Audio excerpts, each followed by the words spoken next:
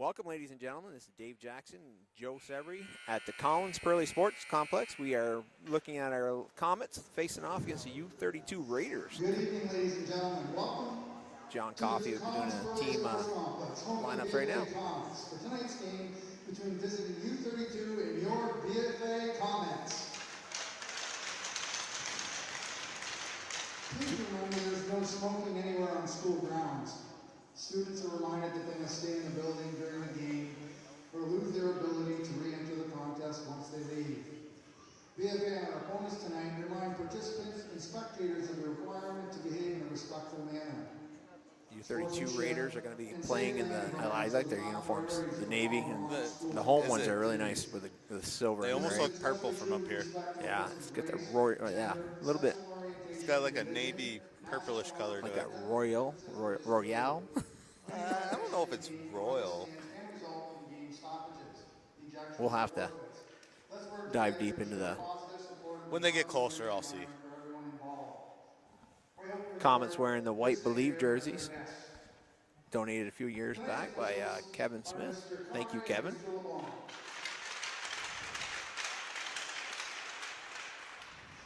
For our starting lineups for U-32, in goal number 40, Addy Croto coming in for the Raiders. Defense number 7, Alex Pical. Defense number 19, Ruby Eaton. And Ruby Eaton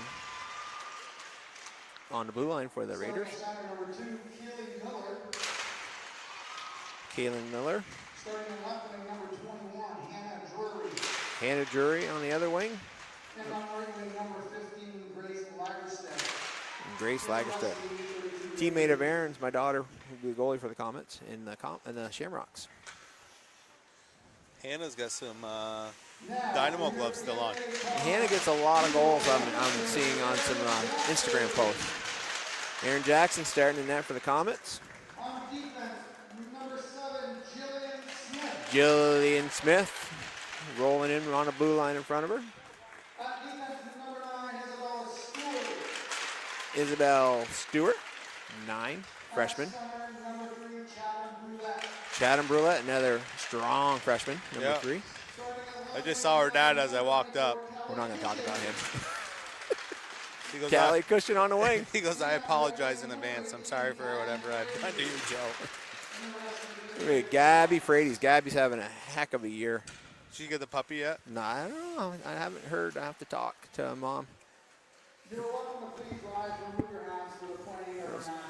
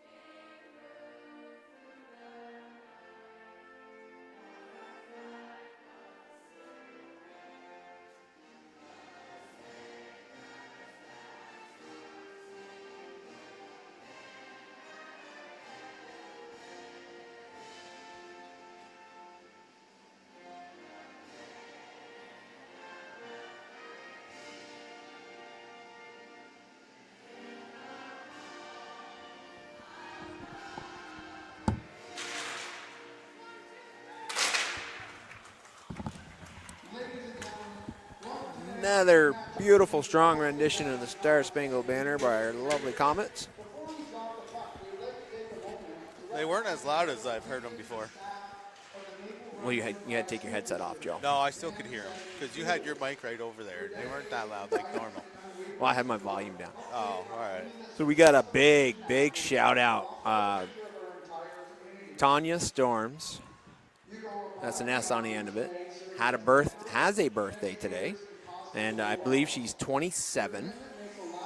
because it's we're using the Canadian exchange rate on that because she's Canadian. She's dual citizen, I'm sure.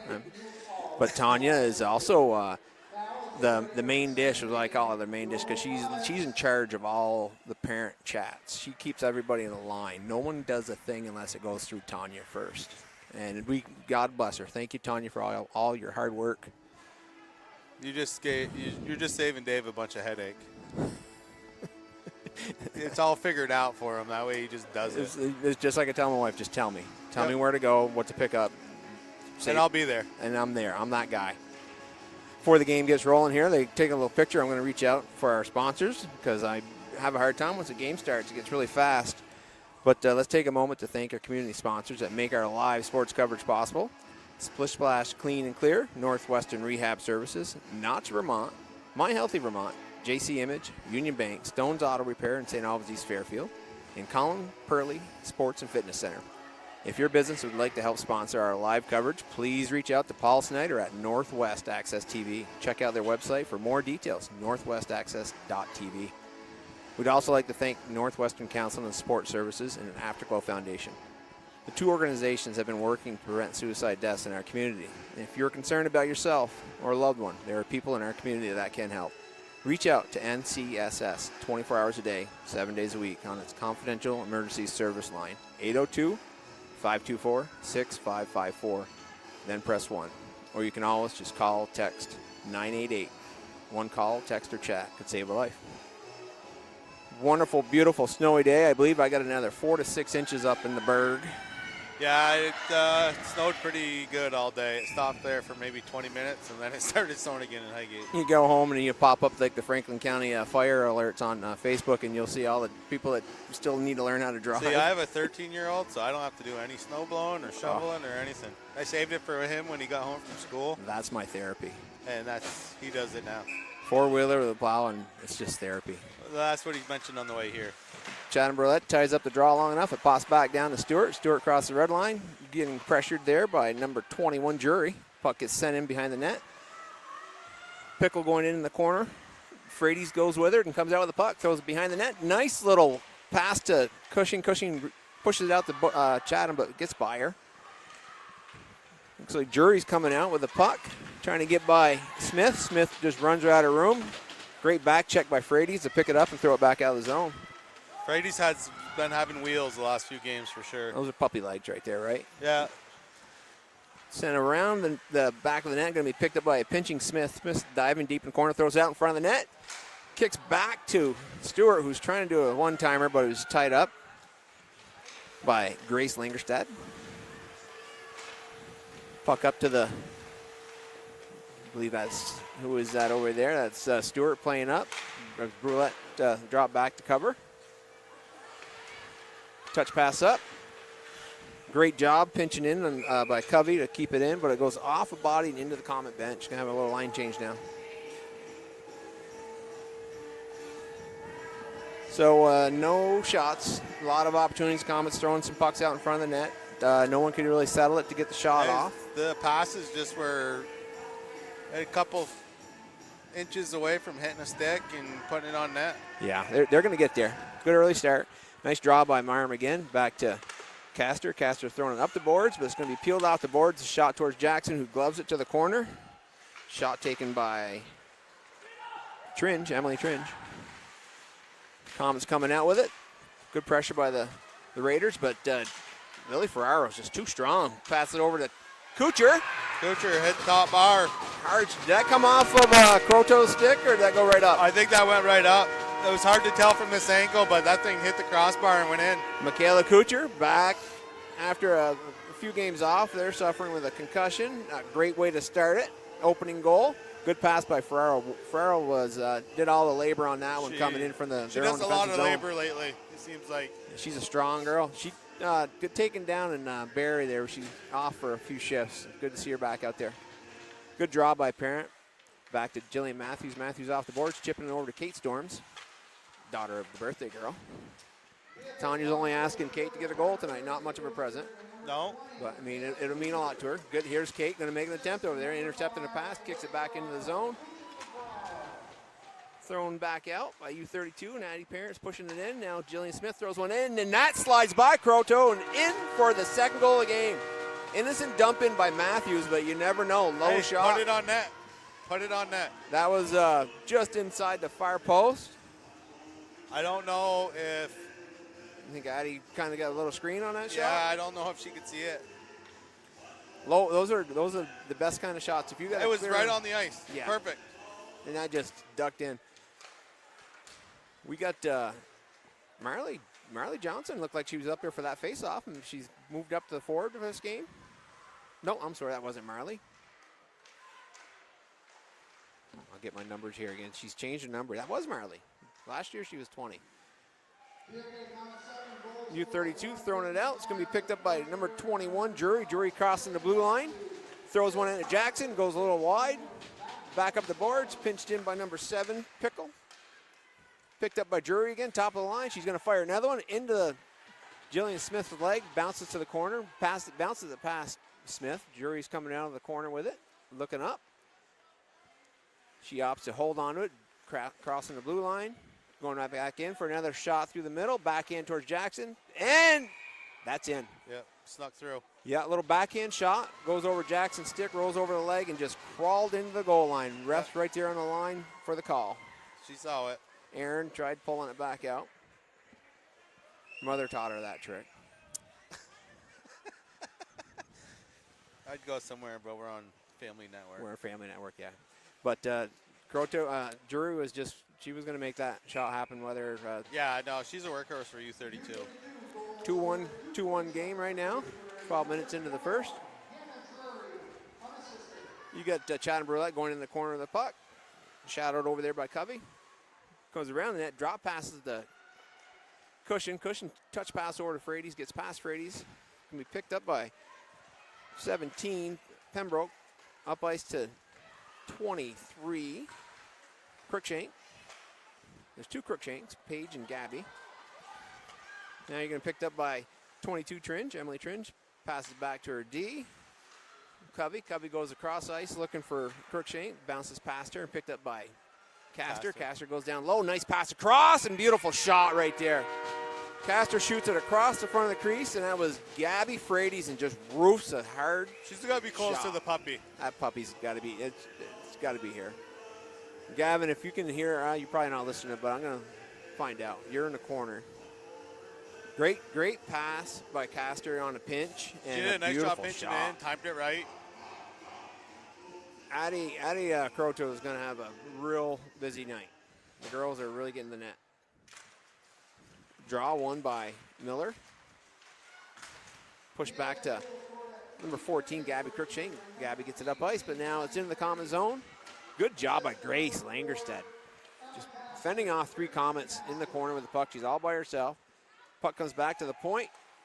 Passes over to Jury. Jury fires another one right into Jackson's midsection. Bounces down and cleared by Castor. In the corner. Castor going after it again, but she's shadowed by Miller. Miller pushes it around, but it's going to be picked up by the Comets. And Crookshank's there on the blue line, keeping it in. Passes it over. Another shot. Jackson sticks it aside. Shot by number 7, Pickle. Was it Pickle or Miller? Number 7. She slid down low. Or is that a 2? That's a 2. That's a 2. I got you. Miller, good thing you're here, Joe. Jury on the far side picking a puck. Going to take a nice little turnaround spin. Throws one in. Deflected by Lily Ferraro. Gets to Jackson, but she just sticks it to the corner. Addie Parent coming around the net with it. Pressured by Miller. Up to Ferraro. Ferraro misses the pass. Goes in the Crookshank stick, who throws it back towards the common zone. Picked up by Kate Storms. Kate makes a nice move. She's in across the blue line. She's going to fire one right into Adeline Croto's midsection. Holds on for the whistle.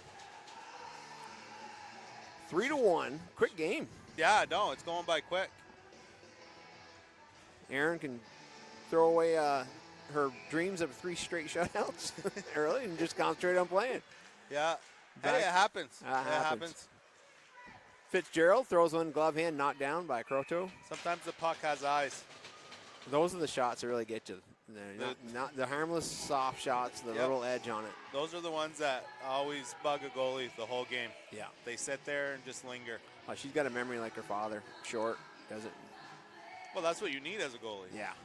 Forget what's behind you. Go look at what's ahead of you. Still got 10 minutes left of the first. U-32 trying to clear it. K-Storm keeps it in. Passes it over. Gets past. That was Braylon Fitzgerald. Now it comes out. Jillian Smith traces it back to the blue line. Picks it up. K-Storm's off the boards. Good pressure right there by Tringe. Good job by Stewart getting her stick on the puck because that was going to go right past her into Pembroke, I think, for a lone break into the goal. I think she would have caught her. Crookshank now throwing Paige Crookshank throwing a puck up. 17 Pembroke crosses the blue line. Pinched to the side by Stewart. Great job by Cushion. Cushion's coming up ice with the puck. Passes it over to Frades. Crosses the blue line. Frades going to be pressured by Drury. It's in the corner now. Backhand by number 10 Coleman back up to Drury. Now it's back to Coleman. Goes behind the net. Comes back to her, but it bounces off of Cushion just missed it. Yeah, that was a nice little, she could have settled that. Good job by Frades intercepting that pass. I don't think she realized she had that 1 extra second she could have took. Frades over to Cushion. Cushion back to Castor at the blue line. Drury coming out, putting pressure. Low shot. Off a pad, save. Picked up by Covey, thrown to the corner. Coleman now coming back around, looking for Covey on the other side. Goes past Covey, goes to the blue line to Stewart. Stewart throws it back in the corner. Frades chasing after it. She's behind the net with it. She's coming out in front. Tosses it over to the corner to Cushion. Cushion back over to Frades. Frades throws one through a crowd, and there's Chad Umbrella doing a heck of a job just drawing a lot of attention in front of the net. Oh, yeah. She's right there. She's being a door. Good job. Frades from behind the net to Brulette. Brulette just rifles one by. Goes to Castor at the blue line. She dumps it in. Drury's going to pick it up. This line's keeping good pressure on U-32 right now. Drury's going to take this one out of the zone on her own. She's got Cushion giving her pressure, and she's got Castor to go through. Could not make the move. Now it's picked up by Frades. Frades coming up, dumps it, and they're going to be a line change. And there goes Johnson. Marley's coming in hard, putting the pressure on. Puck comes out of the zone, picked up by Castor. Castor throws it right off the boards, heading back in. Coming up ice now, Langerstadt throws one in, just deep into the Comet zone, chasing it. Jillian Matthews picks it up behind the net, pressured by Miller. Matthews loses it by the boards, but picks it back up, and it goes over to number 23, Elena Dubois. Dubois and Matthews over there fighting Grace Langerstadt for the puck. Grace comes out with it. Nice little bounce pass to Miller. Miller takes a shot wide off a deflection. Castor picks up the loose puck, coming up ice with it. She's got Marley Johnson in front of her, and now she goes to the side. Marley and Lanfear's back in, and there's Castor with a shot. I didn't know she was going to look for Johnson, but she just fires a high shot. Just take it.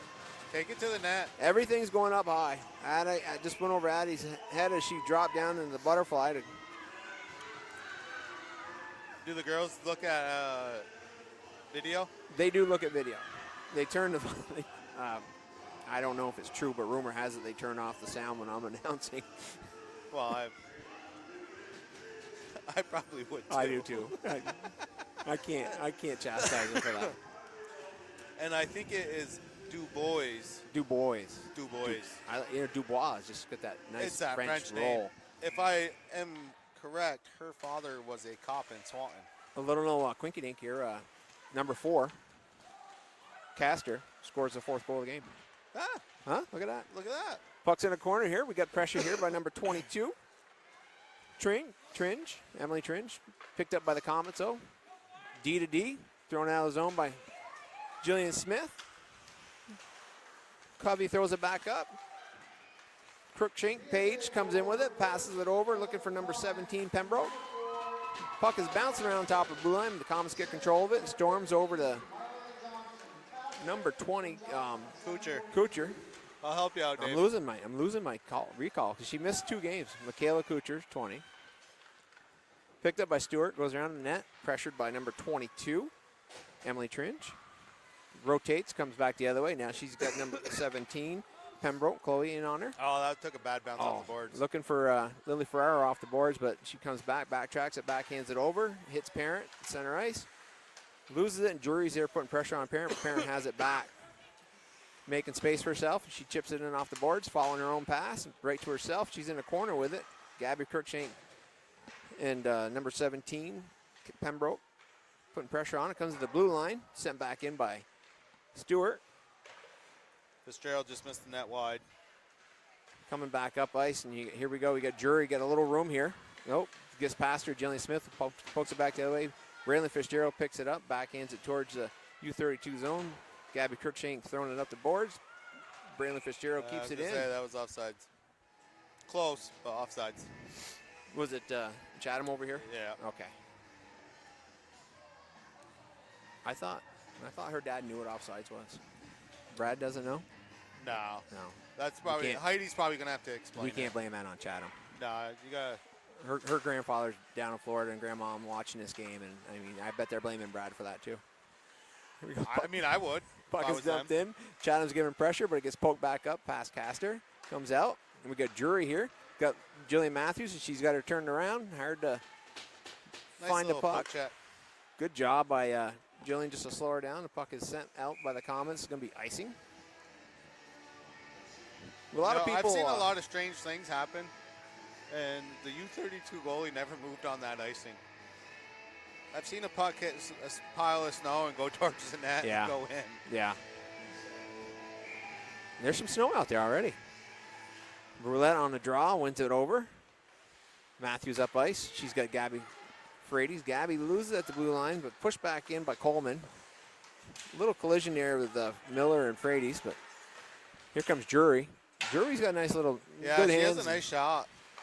A little bit high on that one, goes over the net. Oh, nice little hands by Gabby right there. Passing herself off the boards, looking for Cushing up front. Gets past her. Played back in by Pickle. Over by Castor, looking across ice for Cushing. Just a little bit too far. Jillian Matthews following up, but here comes Jury. She's got plenty of room. Jackson, there for the shot, goes wide. Puck is out of the zone. U-32 has to clear up. Going to be picked up by number 22, Tringe. Picked up by Marley Johnson here at the blue line. She tries to dump it in. Great job by number 15, Grace Lingerstadt, to put some pressure on. And now here comes Grace herself, crossing the blue line to the Jackson's glove hand side. Gets a little too deep, but she throws a tough shot right there. And you never know. Tough shot, short side. Jackson was pulling off the post, looking for the pass to the center, and it came off her pad and hung up the goal post, and Lingerstadt followed it up and tapped it in. Jackson was already on her butt, could not recover. You got to go to the net. You got to follow your shots. Yeah. That's what she was doing. She made that was a play that I think Aaron thought she was coming out the front of the net with it, and she was so deep in the zone, but you know what? Shooter's got to shoot, and great job by Grace. Stay with it. 4-2 game right now, first period, 4 minutes left. You got number 22, Tringe, coming in zone. She throws one just wide of the net. Lanfear back in there with it, throwing it out, but it pops to the center, and number 17, Pembroke, is there to push it back to the corner. It's going to be picked up by Stewart, pressured by Pembroke. Gets it out of the zone. Coleman's there, but she's got pressure with Lanfear. Haley was missed a few games from illness, and good to see her back. Puck in the corner now. You got Marley Johnson, I believe, down there, pressuring number 19, Ruby Eaton. Thrown around the net, but pinched in by Stewart to keep it in. Stewart goes down in the corner. Michaela Cook. Nice job by Castor throwing across ice, looking for Ferraro. Gets off her sticks and be sent back in. No icing. Picked up by Jillian Matthews. Comes around the net. Myra McGinn. Myra throws it just in front of Lily Ferraro. Ferraro chases it down before it can get to the goal line. Castor now throwing one bouncing puck, a little lob shot towards the net. You never know. Never know. Picked up by Michaela behind the net. Kucher bounces it off a couple bodies and goes back the other corner. And now you got Eaton and Ferraro. Eaton throws it around the net, but it comes all the way up to the blue line. Matthews with it, throws it towards the net. Another nice low shot by Jillian. Picked up by Lily Ferraro. Ferraro out front to Myra McGinn. Myra just hit a skate. It looked like I hit Michaela Kucher's skate. That was destined for the same spot Jillian Matthews' goal was. Yeah. Icing by U-32. A lot of pressure right there by the Comets in the zone, but nothing really. Nothing heavy. Nothing heavy. Angle of the skate blade right there by Michaela Kucher. Kept they're that keeping one. pressure on U-32 in the zone, but they're not putting that pressure to the front of the net. Not yet. Miller and Parent on the draw. One by Parent, back to Matthews. Matthews throws one in. wide of the net. Going to be picked up on the hash by Castor. She goes in for the pinch. Good job by Matthews coming over to cover. And Castor's there again to keep it in. Emma's touched the puck quite a bit today. Matthews throws one another puck down deep. Braylon Fitzgerald putting pressure. Great job passing it to herself off the boards over there, and that would be, trying to figure who that was. That's Gabby Cruikshank. Miller now backhands it up ice to Drury. Drury crosses, another fires. Jackson blocker to the corner. Parent picks it up, throws it behind the net to Matthews. Matthews chips it up the boards of Fitzgerald. Miller's there putting pressure on it. Gabby Cruikshank keeps it in, throws one wide. We picked up by Drury on the hash. Pressure by Castor. Slides by Storms. Comes out to the top. Curls back to the boards now. She's going to make her way to the net again. I'm not sure she's going to give that puck up. Matthews watching her to the corner. Parent chasing her now, putting a little pressure on her. Braylon Fitzgerald's there doing the same. Okay, Drury finally gives the puck up to Gabby Cruikshank. Throws a bomb in off the back of Addie Parent. Now it's out of the common zone. Cruikshank tips it back in. Picked up by Emma Castor. Pressure by Grace Langerstad. Castor makes a move, keeps it away from her, crosses back this way, touch pass to Chatham Brulette. Brulette's bouncing it across blue line, but she's staying with it. Puck is still in the zone, but Drury throws it across, looking for Langerstad on the other side. Good pressure by the Comets on Grace, keeping her outside the zone, but they just left the puck there for Grace. Yep. Curls back with it, comes in inside the zone, touch pass over to number 17, Pembroke. Good pressure right there by Brulette. Here comes Stewart. Crosses the red line. A nice little slap on her stick there by 23 Paige Cruikshank. Knock it off her stick, but it's still in her zone. Jillian Smith on the blue line with it. Throws it just wide of the net. 20 seconds left of the period. Gabby Cruikshank over there. I believe she's got Callie. Gabby Frady's pinned to the boards. Cushion now with it. Throws one. Stick by Croteau to the corner. Number 23 is trying to get this out of the zone. Paige Cruikshank, she does. Clear the zone. And Chatham's right here working alongside the board. Chatham and Pembroke working hard here, but the horn blows, and we have a first period comes to an end. 4-2 game. The two goals on Jackson, one little bouncer over the pads, and the other was a really tough angle shot by Langerstad, who followed it, did a great job. I think she had 4 saves and 6 shots. But on the other end, the Comets are really just ripping a puck at Adeline Croteau. They're throwing, they're just missing the net a little bit, but they're really. Yeah, no, they're doing a good job getting pucks on the net. They're just, a couple of them were unlucky bounces. They hit a skate or stick before they got to the net. But, I mean, if you keep doing that, sooner or later they're going to find the back of the net. Yeah, they're going to settle down a little more patience with the puck in front of the net because they're getting some time to get the shots off. Yeah, I know, they are. They definitely are. Saturday's game against Spalding, there was no time for shots. Today, they've got a little bit more. And I think, too, you look at one of Callie's shots, she rushed it. I think she didn't realize she had that much time. She had another second or two to really, hold on to the puck and pick her spot where she wanted to shoot it. Instead, she just grabbed it, fired it.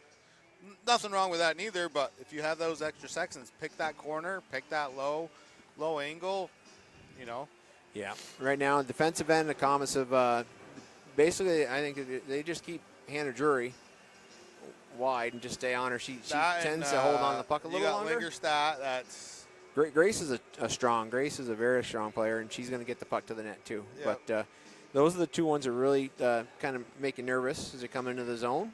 But they're all skating well. They're moving the puck. Yeah, no, I think both teams are skating well. I think a little bit. In that period, BFA kind of backed off the throttle a little bit. And it's like a 4-2 game, so you can't really back off. You can't. Like, I understand you always want a good competitive game and you don't want to embarrass another team, especially when you score 2 quick goals like BFA did tonight. Yeah.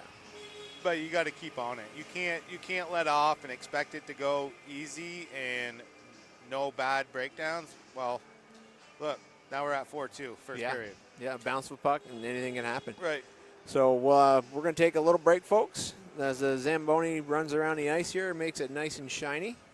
In about 10 minutes, we'll be back for the second period. And like I say, it's a real close game. Big shout out to everybody that stayed home because of the weather to watch us on our Northwest Access YouTube channel. If you don't have to be on the roads, don't be on the roads. They're a little slick in spots. My mother and father-in-law usually come up every time from Colchester, but they decided to stay back today. And Mike and Claudia enjoy the game. They just get to listen to your voice on the TV. Oh, they turned the volume off too. Well, they might turn it on because I'm here. They could. But you guys all go get your snacks and use the bathroom, whatever you got to do. But come on back in 10 minutes, and Joe and I will be here to bring the game to you. Take care.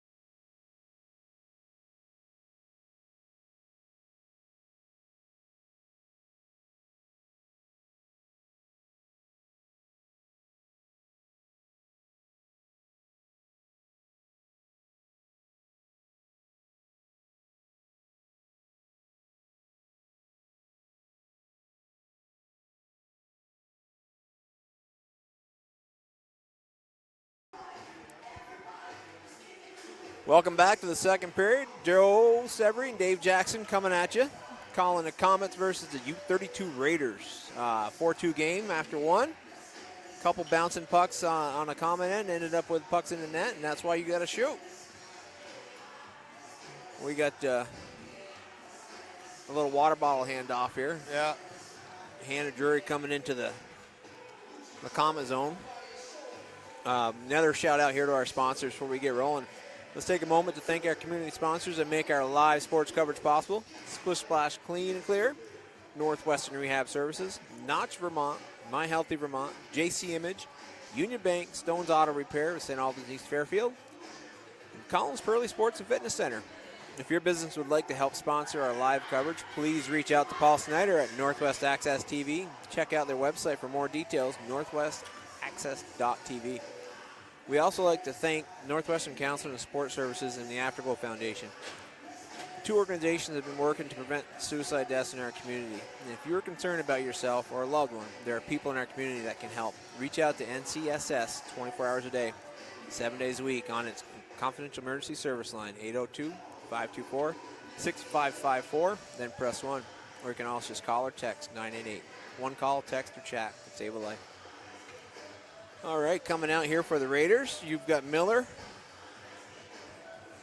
on the draw, Hannah Drury and Grace Langerstadt on the wings. Grace started her play here at Sassa for at least a season or two. Really? Yeah, couldn't keep her. The draw, Central Vermont pulled her away.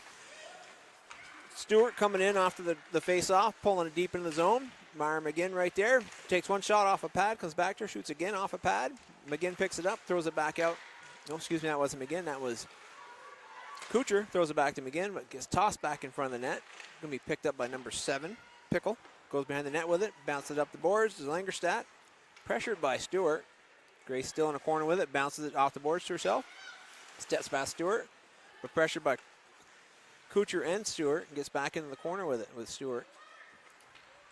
Isabel setting up, waiting. Nice pass to McGinn up in front. Just gets past her stick to Drury. Drury's now coming out of the zone with it. Pressured by McGinn. One person to beat, throws one low. Jackson pads it to the corner. Good job. She gets Jackson going to the left, and she fires back right. That's a smart shooter. That's a shooter shot right there, yeah. Clears out of the zone. It's going to be chased down by Kucher and the Raiders end. Off of Drury into the corner. Comes back out. Cushion, hard shot off Brady's leg. Into the corner now. Going to be picked up by number 22, Tringe. Throws it back in behind the net. Drury now picking up, pressured by Ferraro. Ferraro gets past her with it. Goes behind the net with the puck. Coming out front. A little sticky ice right there. Yeah, a little extra water down there in that corner. Pickle Usually and, is. Yeah, Pickle and Ferraro there battling. Ferraro comes out, throws it around, looking to get it to Cushing. You got Tringe over there on the boards holding it with a pinch-in Marley Johnson. Comes back to the point. Picked up by Frades. Frades throws him through the crowd off a skate to the corner. Drury now with it, pressured by Frades. Now you got Ferraro in there. Good job by the Comets keeping the puck low. But here comes Pickle with it. Up ice, trying to pinch it past. Johnson pinching in. Gets out to Frades. Frades, another little sticky ice. Backhand here by Ferraro, goes wide of the net. Pickle with it, throwing it behind the net, going over around the boards to Drury. Gets all the way up to the blue line, it's out. It's going to be picked up by Matthews. Matthews throws it back in. Ferraro picks it up on the blue line. Touch pass over to Cushing. Cushing throws one right into the midsection. Nope, bounces off into the corner. Going to be picked up by number 19, Eaton. Eaton to Drury, or Eaton was over to Tringe. Tringe up to 17. Pembroke. Good job by Addie Parent, keeping her down low, keeping her wide. A lot of water right there. Another sticky ice surface. Don't usually see that. Let the Comets. Puck bounces out in front. Jackson's just staring at no man's land, but it's going to be picked up by Matthews. Pulls it away from the net. Clears it out by Parent. Parent to Cushion. Cushion crosses in. Throws it into the corner, going for a line change. Parent's giving pressure on number 3, Covey. Good job, Addie Parent. Keeping the puck low, getting away from Covey. Bounces it off the net and staying back there. Yeah, water. Puck coming up the ice by Pembroke now, coming out of the zone. Haley Lanford there putting pressure on her. Pembroke still has it, but great job. Here comes Fitzgerald, but it's going to be outside. Yep.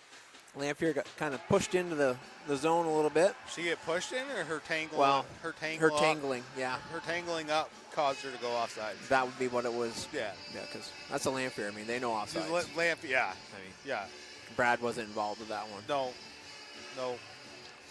I played against a couple Lampheres. Speaking of Brad, we got Chatham on the draw here with Miller. Chatham wins it over to Kuchar, throws it in, but controlled by the defenseman from U-32. Brulette picks it up, throws a hard shot, leg save to the corner. Out of the corner comes Covey with the puck, looking to get that up ice to Jury. Jury does have it, across the blue line. She's going to throw it through a body, but it's blocked down by Stewart. It's going to come back up. Jury picks it up at the blue line. She's all over the ice. Good little stick hand move there. She's got Myra McGinn keeping her wide. Now she's got Brulette keeping her wide as well. McGinn and Brulette. She opts to send it to the corner. Jillian Smith has it. Throws it back up off the boards, but it hits a pad. It's going to be picked up by, looks like Stewart. Stewart's got it. Wheels back in. Throwing it across ice. Ends up on the stick of number 22. Tringe gets it down in the corner. Kuchar's trying to come out of the zone with it. Great job by the U-32 keeping it low. Comets are struggling, but they find clear. Gabby Cruikshank with the puck at center ice. Throws it across ice. Looking for number 11. Gross. Gets it in. Kept in by number 23. Cruikshank, Page. But here comes Chatham Brulette with it. Big whip of a stick right there. No call.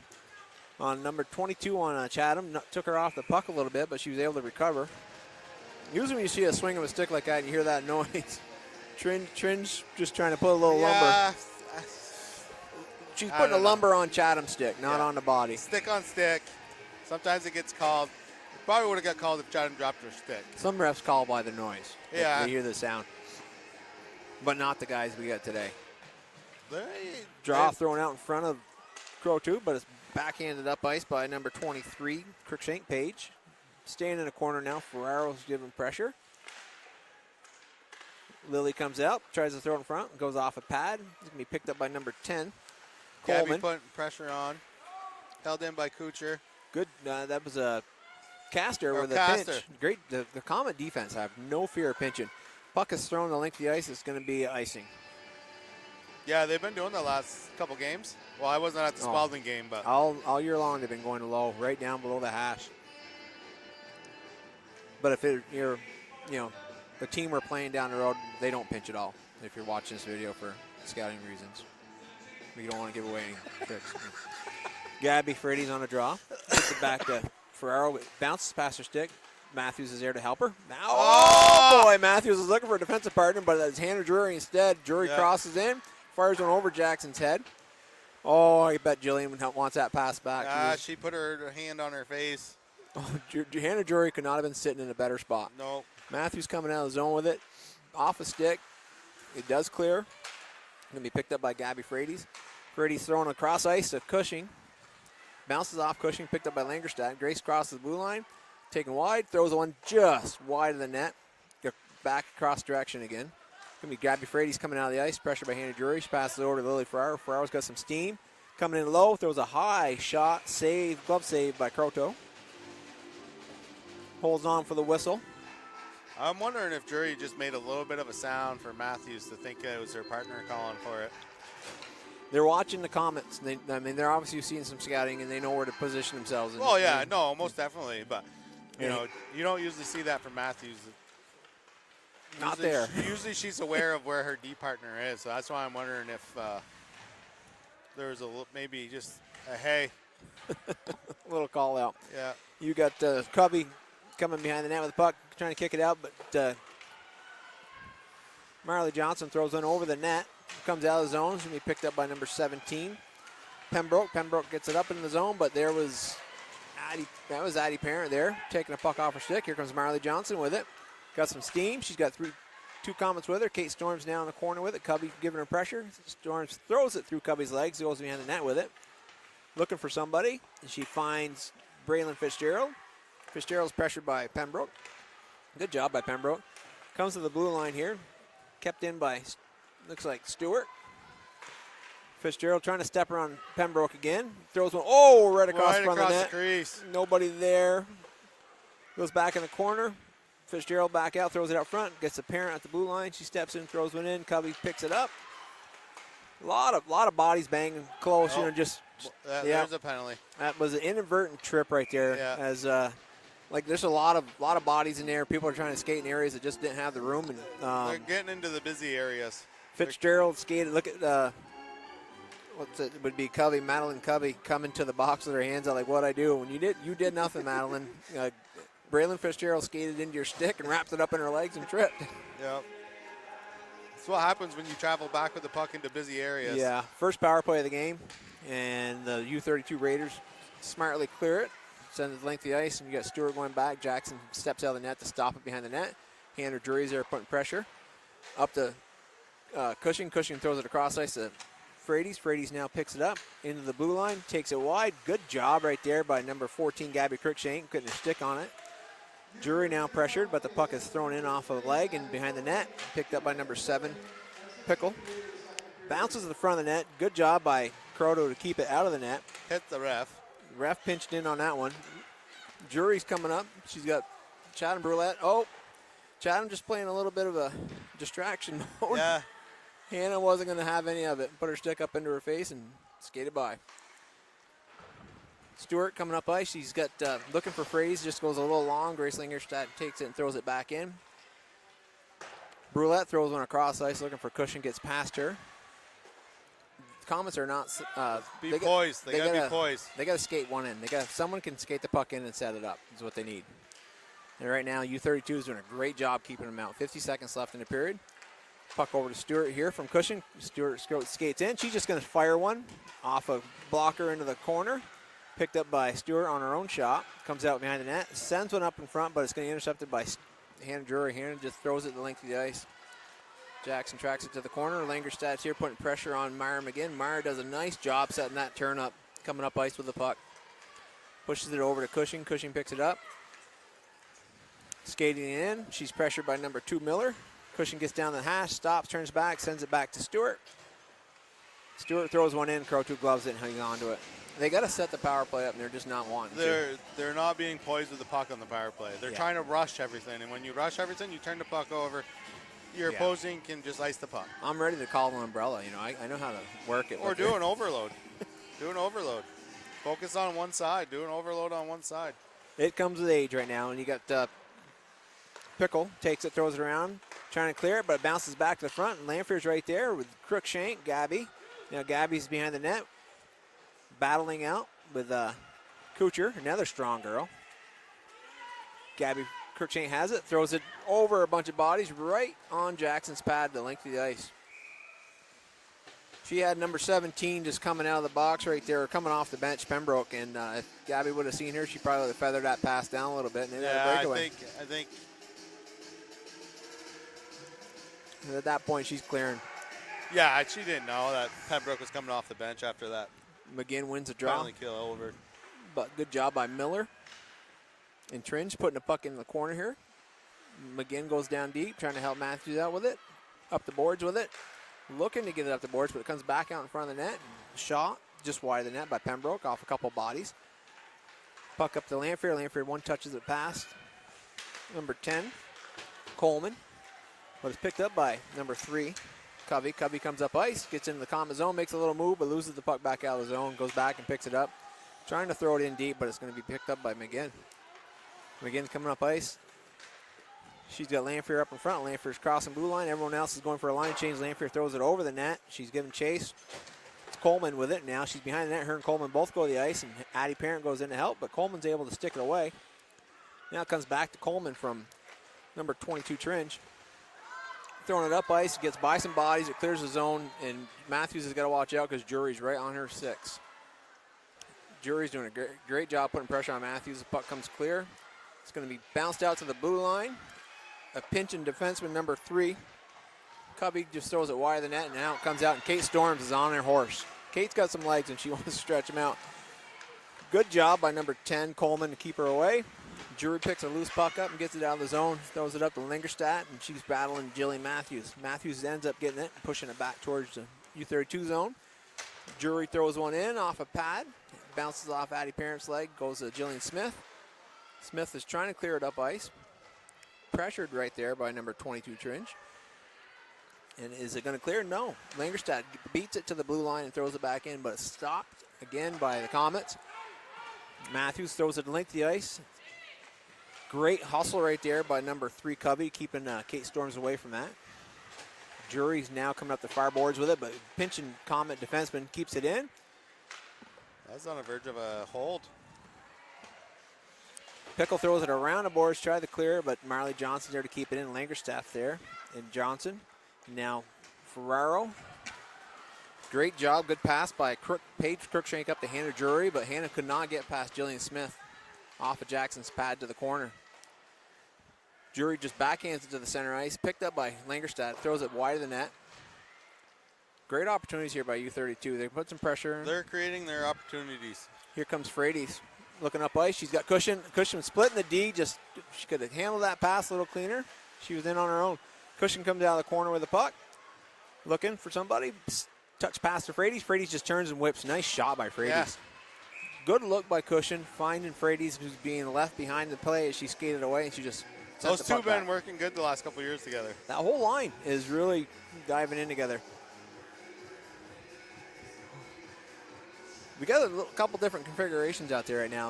Like Ferraro's out there with Frades and Cushion rather than Chatham. Yeah, Chatham's been out there with McGinn and Kuchar. And that's a strong line. My gosh. Lead blockers right there. Up ice comes Tringe with it. Pressure by Ferraro, keeping it to the corner. Great job by Lily. Gets behind the net. Marley Johnson, is there to help. Keeps it around the corner. Marley's coming up ice with it. Gets it past Cushion. It's going to go the length of the ice for icing. So here comes the line we're just talking about. That's just a lot of strength right there with McGinn, Kuchar, and Brulette. Workhorses. Let's see. That would be a line I'd like. I mean, I'd let them block in front of me. I would just kind of walk behind them because those girls are strong. Brulette with a draw, looking to get it over to Stewart. Picked up by Matthews, throws it up the boards. Tringe backhands it up. Long shot from Gabby Kirkshank. Jackson holds it. Stewart is keeping Pembroke off it. Jackson as she covered the puck up. So watch Tringe and Chatham on this faceoff.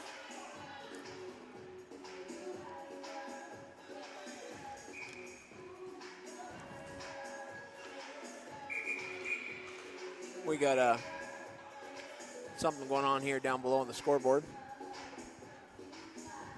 Or not the scoreboard, I'd say the announcer's booth. They're all happy now. Everything's good. Brulette, Tringe on the draw. Chatham, she doesn't win the draws. She usually will tie up the draw, so that center's not going anywhere. Yeah, I don't know why she got kicked out of that.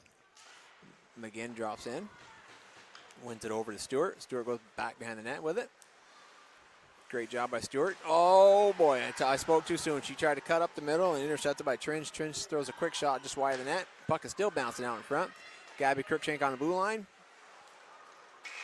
Not quite sure if she was trying to throw that out of the rink. I think she was going for a field goal. That was Gabby Kirkshank, number 14, has a tremendous slap shot when she gets a chance to take it. But she loaded up for a big wrist shot there, and that one almost cleared the whole rink. She was going for the football field. Yeah, it could have been.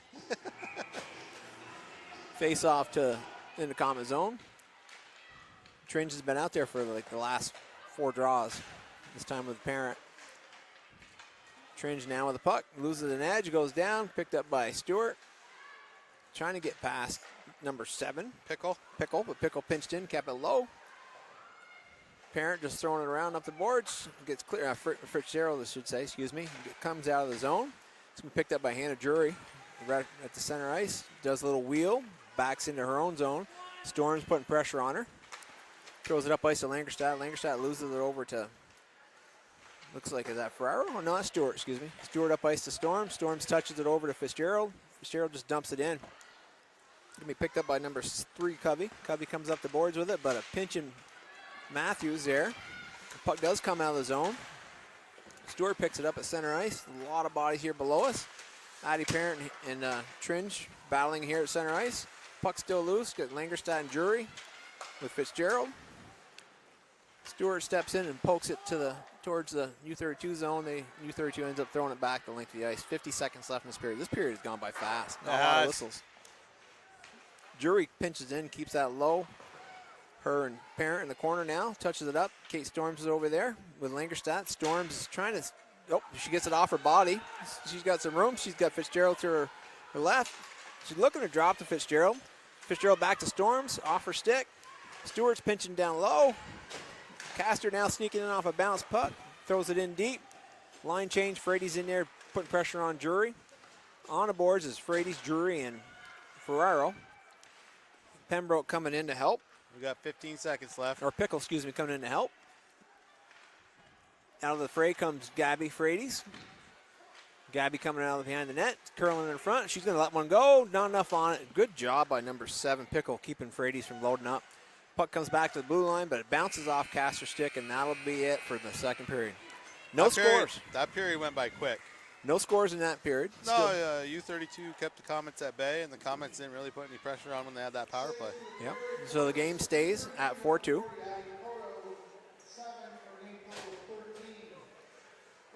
So Croto has 7 saves, 13 for the game. And Jackson had another 4, so she's got a game total of 8 saves. So 13 saves for Croto for the game and 8 for Jackson.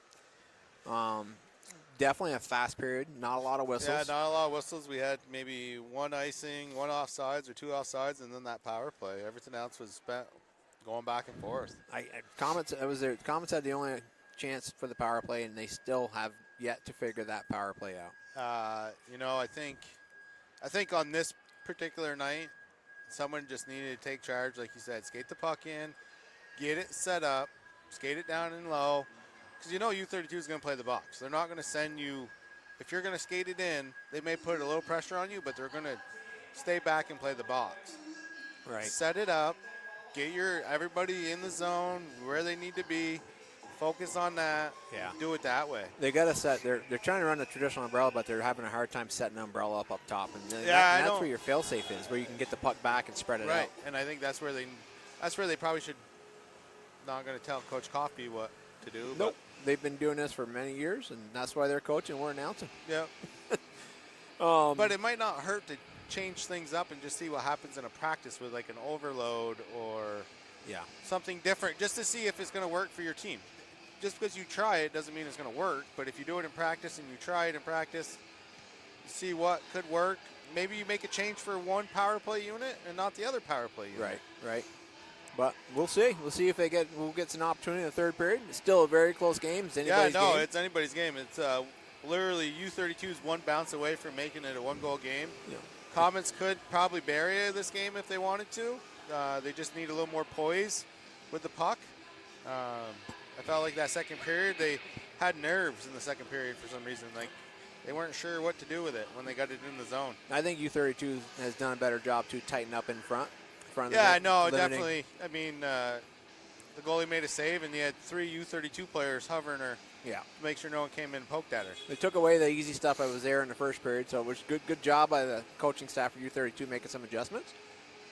We'll see what kind of adjustments both sides are going to make and come back at it for the third period. Dave and Joe are going to take a little break, and see you guys in about 10 minutes.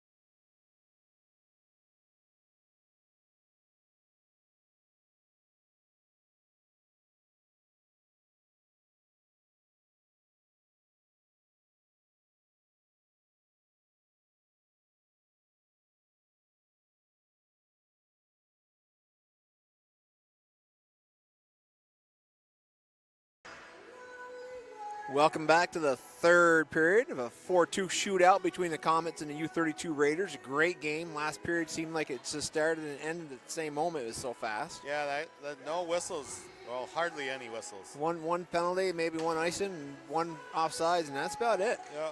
Couple stoppage with the goalies tying up the puck, but other than that, the game, the period one flew field by. goal that was no good. The field goal by Gabby Cruikshank was amazing. And with the way the NFL kickers are struggling, Gabby, you may get a call. You may. So today, I would be remiss if I didn't bring this up, but today is also a BFA hockey teacher staff appreciation night. So the players selected, girls and the boys teams, selected teachers and staff members from the school that really made an impact in their lives. And you look around the rink, you'll see a bunch of BFA jerseys out here, and I think the teachers are wearing those jerseys of the players that supported them. Like, I can see number 30 across here. That's and then there's some over here along the bench. Yep, that's cool. I know my daughter selected Mary Brulette, who's her business and accounting teacher and golf coach, which is awesome. Mary, I went to school with Mary. She's a few years ahead of me. She's a great athlete out of Sheldon. That's a cool little thing where the teachers get to wear the shirts of the player that's selected them and come watch them play. This is another, I know this song is playing in here in the background. It's just, I'm really pulling back from singing it because I can really wail on this one. This is my. Everybody, if he does, just put your TVs on mute for a minute. This is one of my jams right here. I'm an 80s baby. One quick shout out as the refs are coming together here. We'll do a shout out to our advertisements after this, I guess. We'll let this puck drop. Looks like Parent on the draw here with Miller. Drops into the middle there. Miller and Parent both tie each other up. Puck comes back to number 19, Eaton. Eaton throws it in, but Jillian Smith picks it up, throws it up, trying to get it past Drury on the sideboard. Kept in by Drury. Parent's back to help. Here comes Addie. Oh, backhands it over, but hits Grace Lingerstad. Lingerstad's pressured by Parent again. Parent followed her pass, did a great job. We got a power play going on. Drury did not like the way Jillian Smith was holding her up in front of the net, and Jillian went to the ice. Hannah's a tough little player. They're both fighting hard for the position in front of the net, and somebody's got to give, I guess. Yeah, and usually if whatever player falls on the ice, the other player's going to the box. I'll tell you, your math is amazing, Joe. I'll tell you, you add your 2s and 2s to make 4 every time. Oh, yeah. Frady's on the draw with Miller. Frady wins it back to herself. Chatham Brulette here. Chatham Brulette over to Ferraro. Ferraro throws a nice. No, Stewart throws a low shot in. Tipped by Frady's wide of the net, though. Cushing with the puck. Back to Frady's. Frady's back to Cushion. Cushion steps out in the middle and fires one inside the post right there. Gets just a nice hard shot past Croteau. It was wide open. Yeah, no, it was a good shot. She had that opportunity. She took the lane to the net, put the puck on the net, and it went in. Yeah, I mean, Cushion and Frady's back and forth, touch passes, and as they rotate out of the corner, and Cushion just skated out of the corner, untouched, front of the net. Adelaide did not have a lot of support on that shot right there. And and unlike the first power play, the Comets came out, set the tone in the offensive zone, and held possession of the puck. Frady's pushes it over to Cushing on the draw. Cushing gets it in the zone. Ferraro backs it over to Matthews. Matthews throws it in off of Croteau's pad to the corner. Ferraro behind the net, pressuring with Cruikshank. Puck comes out of the corner, bounces off Frady's sticks to Matthews. Matthews getting pressured there by 2 Raiders. Great job right there by number 3, Covey. Taking possession of the puck, gets over to Cruikshank. Cruikshank's trying to throw it up, looking for number 23, Paige Cruikshank. Gets through a few Comet bodies and eventually gets there, but now it comes back to Gabby Cruikshank. A lot of bouncing pucks right there. Yeah, that was going off everybody. Now Matthews throws it out the boards, gets past Ferraro, now gets back from Cruikshank to Cruikshank. Gabby to Paige. Paige stepping in, going deep. Castor pushing to the corner, throws one out in the front. Nice throw from the corner. Just a near miss by Emily Tringe as she touched past it and it just slid by the post. Didn't miss by much. No, if that was about 6 inches closer to the net, that was in. Another shot out of the corner here by number 17, Chloe Pembroke from a sharp angle, and Jackson almost lost it, but pinches it between her leg pads, holds on to it for the whistle. Yeah, I don't know if she realized it was underneath her leg right off. She knew enough not to move. That she did know. That she did know. You don't know where it is, don't move. Don't move. Miller and Brulette on the draw just really tighten each other up. Puck comes back to the point. Miller slides back to help. Throws one in. Jackson pushes it to the corner. Stewart does a little jab step of the shoulder. Comes out the other way with it. Good job by Miller putting pressure on her. Stewart's just too strong. Gets it all the way to the blue line, but it comes all the way back in. And Drury in there and Brulette. Sticks are tied up by both of them. I think Brulette's going to go for this one, though. Both got their sticks in the play, and then Drury was just lifting her stick and brought Brulette's up into her own head, I guess, in Hannah's head. They call it hooking. Hart, just two good hockey players playing hard. Yeah, I'm not going to say Drury didn't sell that one a little bit, but hey, sometimes that's what it takes. First power play of the game for the Raiders. Controlling on the draw. Pickle over to Drury. Drury sitting up top of the umbrella. Throwing it down low. Shot low off a tip into Jackson. Punches back out. Michaela Kuchar dives to try to block it. She looks a little winged up on that. The puck comes back out to number 3, who seems to be their shooter, Covey. What? We got another. It looked like it was Michaela Kuchar's going to the box for tripping, but it looked like she was the one that hit the ice. I'm not sure where that call came from. Yeah, I don't know. I missed it. So we got a 5-on-3 right now. 12-19 left, 5-2 lead by the Comets. Tringe on the draw with Myra McGinn. Got 20 seconds off the first power play. Now McGinn kind of wins it, but Tringe is able to get it back to Drury. McGinn puts a little pressure out there. Drury goes over to Covey in the corner. Covey comes back to Drury, top of the slot. Throws a high shot in over the net through a crowd. You got Langerstad and Smith battling in front of the net. Puck comes around the boards, and Pickle wasn't able to hold it in. Comes all the way out and chased down by Drury. Drury picks it up and gets past him again. Skates into the zone. Goes down deep, holding on to it. Pressured by Stewart. Stewart's got her behind the net. Drury, it's good job, Isabel Stewart, tying the best player for U-32 up and the puck. 22, Tringe comes out with it, pushes it back up to Pickle. Pickle throws it over Covey. One time's hit miss. Smith goes in the corner with it, chased by Langerstad. Grace and Jillian are there, but the puck pops out. Covey picks it up, throws another high shot past the net. Pickle picks it up, goes in deep, gets it out to number 22, Tringe. Tringe throwing it back to Drury at the blue line, but it goes wide and goes the length of the ice. We got about 30 seconds left on one penalty for the Comets. Comets are changing up, and U-32 staying with their power play group. Long pass from Drury up to Tringe. Tringe goes in the corner with the Marley Johnson doing back chase, and Marley pinning Tringe up at the boards. Langerstad comes out with a puck. Back to Pickle. Pickle over to Drury. Drury back to Pickle. Pickle's going to let one fly. Blocker saved to the corner by Jackson. Picked up by Langerstad behind the net. Grace is looking to make a move. Staying behind the net, waiting.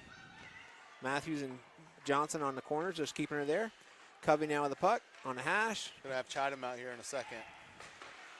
Another Langerstad shot from behind the net, trying to bounce it off the back of Jackson in the net, but Jackson's able to keep it out with a nice post guard. Here comes Chatham Brulette out of the box, and she's got a little break, but Drury's chasing her.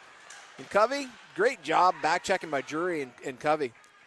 Puck in the corner, Ferraro there.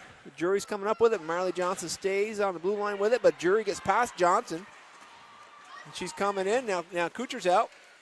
Another high shot. Covey makes one, looking for the corner, goes over the net. Bounces all the way out of the zone. Ferraro's there with Langerstad and Miller. Puck comes back to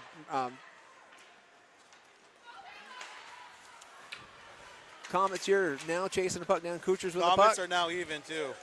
Jillian Matthews, your name just left my mind. I was trying to say your name. I went in a big old pause. I apologize. There we go. The puck's coming around. The corner bounces into Kuchar, who runs right into Miller. Puck on the blue line. Stewart's there. Cushing ran into Miller. Backhand. Pickle picks it up inside the blue line. Getting pressured by Brulette and Cushion. Pickle goes deep, throwing one out in front, looking for Paige Cruikshank. Gets past her to the boards. Miller's there, but Cushion was there to disrupt her, and the puck is clear to the zone. Pickle now has it, throws it back over to Gabby Cruikshank. Cruikshank up ice looking for Miller, gets past her. Stewart has it, goes wide off the boards looking for Cushion. Gets back to Gabby Cruikshank, but Cushion's there to take the puck away, and she backhands it across, looking for Frades, just gets in front of her. Frades picks it up, pressured by Pickle. Oh, bounces over Callie, sticking the B on the net. Cruikshank throws it around the board, stays way up on the sideboard there, but drops down, not the blue line, picked up by Stewart. Stewart throws it back in, gets past Gabby Cruikshank. Cruikshank in the corner, throws it around again. Looking for 17, Pembroke on the other side, but pinched in by Stewart. Stewart just takes Pembroke's stick and throws it away. Did she do that last game? I don't know if it was Stewart, but that should be a call, but they never do that. Comets here on the sideboard, I can't quite see it, but Cushing now has it, throwing it across, and she gets it on a Pembroke stick, and there is a whistle. Hurt Comet player. In the corner, holding her head. Is that Lamphere? I don't know if it's Lamphere or Chatham. Hard to see. It was down in the corner where the Zamboni comes on the ice, and could not see that. She's up on her own, being helped with her teammates coming to the bench, holding her head, back of her head. I think that's Haley. Who's going to follow? Yeah, that's Haley. Yep. Haley hasn't been feeling very well, so she's off, heading to our Meg, our trainer, who's just an amazing individual. Along with Mr. Marlowe. Yeah, they'll take care of Haley. Hopefully everything will be all right. Comets come back out, face off outside U-32 zone, all even, 8:30 left in the period. Here comes Drury. Drury with off the draw, making her way, willing her way into the zone through 4 Comets. Passes it over to Tringe, Tringe back to Drury. A lot of Comets here keeping a puck to the side. Matthews right there, Jillian Smith with it. Now Addie Parent coming across front of the net. Passes it by Drury up to Fitzgerald. Fitzgerald backhands looking for Storms. Gets past Storms and pushed out by Ruby Eaton. Eaton now with the puck going across ice. She's got Grace Langerstadt. Langerstadt one-touch pass to Drury. Drury inside the zone. Whirls at the hash and then kind of passes herself off the boards when she gets pressured by Stewart. Slick move by Hannah Drury, but Stewart's just right there. Another pass, shot through a crowd. You got Langerstadt, Grace, and Jillian Smith battle in front of the net again. Jackson's down low, just looking at the ice, watching for the puck, and was able to stop and cover. So you got Miller coming out for the draw with Chatham Brulette. Two builds, very same, strong, wide shoulders. That was won by Brulette over to Matthews. Matthews battling with Drury, and then in comes Brulette and Miller, but Brulette comes out with it. She's got some room. Gabby Cruikshank's chasing to the corner. Pembroke there to keep her wide, or Pickle there to keep her wide, Goes behind the net, curling back in the front, looking to get it up the ice to McGinn, but a lot of bodies there. Pickle coming up with that, pressured by McGinn. McGinn gets away with a little push there at the blue line. Caster on her own blue line comes up with a puck. Great job by U-32. Langerstadt now with it, heading back the other way. She's got Miller in the front. Goes to Drury in the high slot. Drury throws one into Jackson's stomach. Oh, getting a little physical there. Miller took a little stab at Jackson, and she held on to the puck, and the Comet defense stood in, namely Chatham Brulette, to stand up for Jackson. And there was a punch thrown. Yeah, 5-on-5. Punch thrown by Miller into Brulette. Well, I don't think it was that Brulette. I think it was that Kucher, and then Brulette came in and cleaned up. Again, thank God her mother taught her how to play hockey. Yeah, her dad would have backed off. No, she'd been, Brad be hiding in the net right now. Yeah, he'd be like, what? Brady's on the draw with Drury. Push to the side here to the wings. Stewart's there, pops it out of the zone. Langerstadt tries to push it back in. Cushion's there, as well as Frady's. Now Jillian Smith with it, throws it up boards. Nice pass to Ferraro. Ferraro going past Cruikshank Gabby. Gabby slashes her stick out of her hands. And we're going to have a little visit to the sin bin by Gabby Cruikshank. Gabby usually gets a penalty. Hard player. 6:40 left, 5-2 game. Now the Comets will go on the power play without Chatham Brulette, who's an integral part. So Jillian Smith is out there. Shot by Stewart. Off a leg pad, comes to the blue line. Smith picks it up, skates in, throws it down low to the corner of the Cushion. Cushion back up to Smith. Pressure there by Jury. She throws it over for Stewart, who's sliding down. But Langerstadt was all over Stewart. Puck is cleared by U-32. Off the boards. It's going to hit Jackson net. She sticks it to the corner for Stewart to pick up. Pressure by Langerstadt. Stewart does a nice job spinning the other way, shaking off Langerstadt. Comes up ice. She goes off the board, but there's nobody there. Right idea, but we didn't have a wing set up over there. Pickle coming around the corner with it. Just throws it out of the zone again. It's going to go the length of the ice. You got Jury coming in hard on Jillian Smith. Good job, good pressure. Smith just backhands it up to Frades. Frades comes across ice. She's got Cushing through her legs, though. So look a little bit wider. She had Ferraro over here. I mean, you got to look for that wide outlet. Ferraro had plenty of room to skate it in. So it's going to be icing on the power play with the Comets. That's never a good thing. No. I mean, if back in our high school days, we did that and Red's on the bench, you didn't look. You tried to get a penalty before you got to the bench because you don't want to hear what he had to say. Good job by Drury pushing the puck through, but it's picked up by Braylon Fitzgerald. She goes off the boards with it, but it's kept in by Covey. Covey throws one in off a body, though. Knocked down by Castor, and Castor skating it out. She got Storms in front of her, and Fitzgerald trailing. Castor goes deep. Covey pushes it to the corner. Goes behind the net. Now it just pops out in no man's land in front of the net. Chased down by Addie Parent, but Drury's right. No, not Drury. That'd be Tringe. Great job by Tringe keeping pressure on, pushing it deep in the common zone. Castor drops back, picks it up behind the net. Drury coming over, putting pressure on her. Throws it up ice, but Covey is there to pick it up. Throws it up ice to Tringe. Tringe didn't have control as she backed into the zone. Yep. That's why we have an offsides. She could have maintained control of that. It'd have been a clean play. She's asking the ref about it. It was a bouncing puck, Emily. It was. You know, they're from Montpelier area, so there's a lot of statesman strategy going on out here. Tringe on the draw with McGinn. 17, Pembroke steps in and takes it into the common zone. Pressured there by number 23. Dubois. I want to say Dubois. Joe says Dubois. Yeah. Puck bounces out, and McGinn takes it and throws it out of the zone back to Covey. Blue line, she throws one high off the boards, and it should not. Nope. Okay, the ref was a signal from the offsides or icing, but then he realized they were down a man. Marley Johnson trying to skate it out. Good pressure by Tringe. Took it off her stick momentarily, but it's now clear. Johnson throws it in at the red line. 4:30 left in the period. Covey picking it up, pressured by Michaela Kucher. Covey throws it back behind the net to Pickle. Pickle's there, pressured by Dubois. Backhands it around. Marley Johnson's there to put pressure on number 17, Pembroke. McGinn fires it on net. I want to see McGinn take a roof raker. That girl has a shot. Yet to see it come off her stick this year. Here comes Covey, with a head of steam, trying to bounce it off the boards to herself, but it's caught up by the Comets and sent the other way. Pickle behind the net with it. Coming around, pressured by Brulette. Good job with the puck now. Pops over to Frades. Frades right in the middle. Throws one off the blocker. Trickles over the top of the net. Crow2 had no idea where it was going, but here comes Cushing with it. Drops it to Jillian Smith at the blue line. Jillian Smith throws one in low. Good job by Covey right there to block it before it gets to the goalie. Coming around the boards hard. You got a pinched in Stewart on number 23, Paige Cruikshank. Takes Cruikshank down. No call. Cushing now being pressured by a 17, Pembroke. Puck comes out in the front.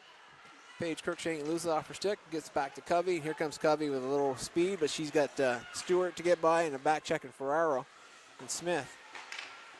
Puck comes all the way back to the point. Number 22, Tringe takes a shot, a soft shot, but another good attempt right there on the side by Chloe Pembroke. Jackson walled it off and kept it out, and here comes Jillian Smith. Throwing up the ice. She's got Gabby Frades over there on the sideboard. Frades throws one in, just goes a little across the front of the net. Oh. Comes back out. Stewart now chases down the hash. Gets in low with it. 2:48 left. Covey just buried Stewart. So laid right on top of her. I want to say Stewart might have lost an edge. Cushing right there. Another nice pass out front to Frades. Frades throws it into Crow2, but it's picked up by Lily Ferraro. Throws one in. Glove save by Crow2. Holding on that one for the whistle. This period we got a few more whistles. A couple penalties. Let's take a moment to thank our community sponsors that made our live sports coverage possible. Splish Splash Clean and Clear, Northwest Rehab Services, Notch, Vermont, My Healthy Vermont, JC Image, Union Bank, Stone's Auto Repair, and St. Albans East Fairfield locations, Collins Pearly Sports and Fitness Center. And I'll finish the rest after we get a little break here.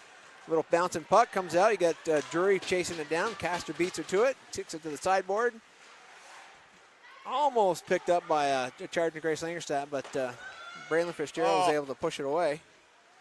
Puck comes back. Gabby Kirkshay up to Langerstadt. Langerstadt crosses to Drury. Drury steps around one, steps around two Comets, steps around three Comets. Now goes wide. Fitzgerald's keeping her wide. She just curls around, comes back across the top of the hash, skating backwards, looking for a pass. Taken down by number 3, Chatham Roulette. Roulette to the box. If your business would like to help sponsor our live coverage, please reach out to Paul Snyder at Northwest Access TV. Check out their website for more details, northwestaccess.tv. I'd also like to thank Northwestern Counseling and Sports Services and the Afterglow Foundation. The two organizations have been working to prevent suicide deaths in our community. If you are concerned about yourself or a loved one, there are people in the community that can help. Reach out to NCSS 24 hours a day, 7 days a week on its confidential emergency service line, 802-524-6554, then press 1. Or you can always just call or text 988. One call or text or chat could save a life. And right now, U-32 opted to phone a friend and call for a timeout with a minute 52 left as Chatham Roulette goes to the box. Kind of came in behind Drury and caught up with her legs and took Drury down the innocent trip. Trip's innocent? Innocent trip. I mean, she didn't come on the ice and say, I'm tripping 21. She came on the ice and she kind of made collision and Hannah fell down. That's what an innocent trip is, Joe. I mean, like in men's league, there's several times I had no innocent trips. No, you were tripping because you were tired. Yeah, and I just got on. I mean, and you know another thing about men's league hockey, I don't like it when they frown at me for wanting the door to open when I do line changes. I can't go over the boards anymore. I've got up on top of the boards and kind of petered there and fell back into the bench. It's embarrassing. But so U-32 is taking a great opportunity here for a little timeout to refresh their legs. And they've got a game plan. They're down 3, minute 52, plenty of time. It really is. It really is. I mean, it's just the way the puck's bouncing and the way things are going. And they're really aggressive. I like how they take some shots from unexpected areas and they follow that shot. Well, not just that, but they're getting the goalies to move from one side and they're shooting back against the grain. Yes. Face-off won by McGinn. She did the draw with number 22, Tringe. Puck is cleared out of the zone by Jillian Smith. Throw the length of the ice. Chased down by Drury. Crow passed the puck up to her. Drury over here to Pickle. Pickle looking for Langerstadt on the far side. Langerstadt crosses the blue line, pressured by Michaela Kuchar. Great job by Kuchar coming up high. Puck is then cleared out of the zone by Stewart. Length of the ice going to be picked up by number 22, Tringe. Emily coming around the net with it, looking up ice. She's got Pickle here on the far side, but she's going to take it all the way in and set up. This is what I want to see the Comets do more of. She's going deep, pressured by Michaela Kuchar. Turns and wheels it back up the boards to Drury. Drury passes it back to Pickle as she dives in. There is a net off the pegs. You got Langerstadt over there who's been battling hard. And Stewart, I missed it. I didn't see the net get dislodged, but I got a feeling number 9 for the Comets and 15 for the Raiders had something to do with it. Face off to Jackson's right. Frades and Tringe on the draw. Pushed to the side by Frades and chased down by Jillian Smith, who passes it past Pickle, clears it out, and here comes Lily Ferraro. Look at that move by Ferraro. Stay on it, Adeline. Adelaide Crow was looking for the puck, and it was right there in front of her. Great hustle by Lily Ferraro here on that push out by Jillian Smith. She jumped on the puck at center ice, and she had a little run. She tried to get it past Crow, but who was there for the wall. Draw comes back, Stewart. Stewart throws it in. Off Crow-2's pad to the corner and comes out, and Langerstadt's here, but Stewart is able to control the puck. Over to Smith. Smith up ice. Oh, just out of the reach. Just missed Ferraro. Coming back up ice is number 3, Covey. See, the Comets are playing more of a power play on a penalty kill. That gives these girls more ice. Langerstadt trying to look for Pickle. Off the stick, comes back to Tringe. Tringe over to Covey. Covey seems to be their set shooter on that side, but I'd want to get the puck in 21's hands. Especially at the center of the ice? Yeah. Yeah, she's dangerous up there. She could get the puck down. She's We been got about shooting it over. 6 seconds left. 4 seconds in the period. Chatham will be in the box for the duration of this game, and that's it, folks. That's it. 5-2 finish. It was a great game. Comets started out with what I thought was going to be a pretty dominant game, and U-32 said not tonight. Yeah, I think the Comets came out a little flat in that second period where they could have truly dominated. And U-32 said, no, I think we're going to come up with a game plan. And We're not going to drive all the way up here from Montpelier and drag our parents along not to play hockey. And these girls played hockey. No, they played hockey. They bounced back after giving up those two quick goals, and Yeah. they battled. They actually had a more possessive power play unit than they did 5-on-5, which you're going to with more open ice. But it was nice to see their puck movement. Yep. Yes. It was a lot more deliberate passes. They're not just throwing the puck. They were looking for a person and trying to get it on their stick. And nice concerted effort. I think both coaching staffs did a great job adjusting to each other. Yeah. Like I said, the first 4 minutes of the game, I thought it was going to be a long game for the team in blue. But a lot of adjustments were made, and they came out good. Looked great. Here they are, a few of the players skating with each other that have played together, which is kind of cool. You got Drury down there with Frady's Fitzgerald. Is that that's one of the hockey moms that are doing the net duty over there. Yeah, that's Braylon Fitzgerald's mom? Yep, Angie. Yeah. Look at that. Nice job, Angie. You don't usually see that. It's good to see. Yeah. And she's a teacher, too. Yeah. I mean, it's Teacher Appreciation Night. She's wearing a jersey. I could even add that number. I don't know if you could. The Comets head down the road on Saturday to play Essex. That should be a great game. We know Essex always plays hard. They've got a really good physical team that really covers the ice well. They don't give you a lot of room. So what the Comets had for room today, that's going to be gone on Saturday. They got Senecal? Or do you know? Rumor has it that on weekends she goes away to play. So she still plays on her select teams like the Little Caesars out in Detroit. Caesar. So she, by who knows? If she's there, we play, and if she's not there, we play. But it does make a difference if she's there. Yeah. That's one girl you got to keep an eye on for sure. She the only thing that really helps us is the high school hockey in Vermont kind of limits her abilities a little bit because it gets too congested. Yep. It's she has no room because everybody just kind of crowds. Yep. But she is an amazing player, so I'm sure the coaches they're gonna have the team set up as if she's there. Well, yeah, no, and that's what you want. You want the coffee staff to do that. Yeah. So. And regardless, Essex has a young team that's really strong. They had a lot of freshmen playing last year, and a lot of these girls come out of select hockey, so they're coming back with some edges now. They got some good skaters. You had Dynamo for years, and then you had the Glades girls program that were top notch for a couple of years. Not to mention the Flames girls programs that's still top notch. You know, so those girls are going to come back and play high school somewhere. Most of those girls are in the Chittenden County area, so you're going to see some good girls programs from the Chittenden County area for a couple of years. Yeah, it'd be nice if they could just kind of spread out a little bit so they're all on one team. Yeah, right. There's some teams like South Burlington, a school that size with no team. It just kind of shocks me to this day that they couldn't field the team. But you'll have that. I don't know. Are you seeing those girls go to Rice? Rice has this year they have a lot deeper bench, so you could have that going on over there. I know this is the first year the Comets didn't have a cuts. Usually they have cuts, and this year there's no cuts. And you tried out, you're on the team.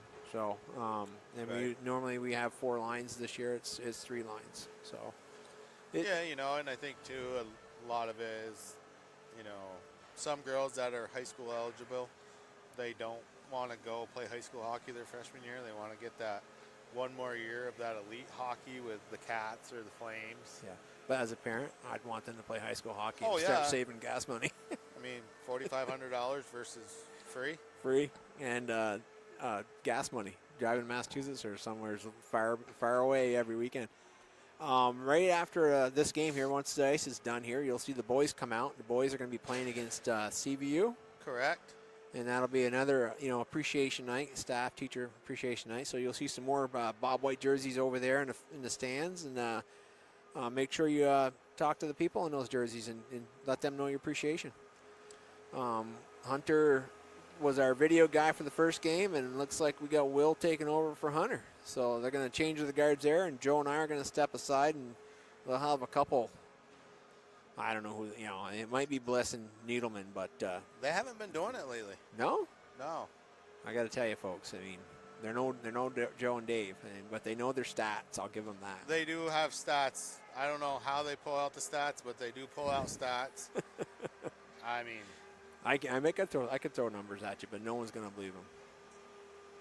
I mean, yeah, I don't even know where they come up with them. Like, they do their research. They do their research. Oh, speak of them, there's Needleman. Yeah, right there. We're just setting the stage for Mark right now. And he comes up and he's got his original 6 hat on right there, looking good. And I'm telling you, guys, he's wearing skinny jeans and he can get away with it. But he's looking good. He's looking good. But I mean, he's got to look good. The man sells men's and women's clothing for a living. So, if you're gonna sell it, you might as well wear it. But this is Dave Jackson. I'm gonna bid you adieu. And thank you, Joe. Not a problem. Glad for I could another be here. night. And we'll catch you next home game. Not sure when that's going to be. 2 weeks. 2 weeks from now. Maybe. Comet's going to have a little road trip. So, but I think we got CVU coming in for the girls. Yeah, I believe. Yeah. I believe so. Okay. So with that being said, you guys all have a good night. Thanks for giving us your time. Dave and Joe saying bye-bye. Have a good night, guys.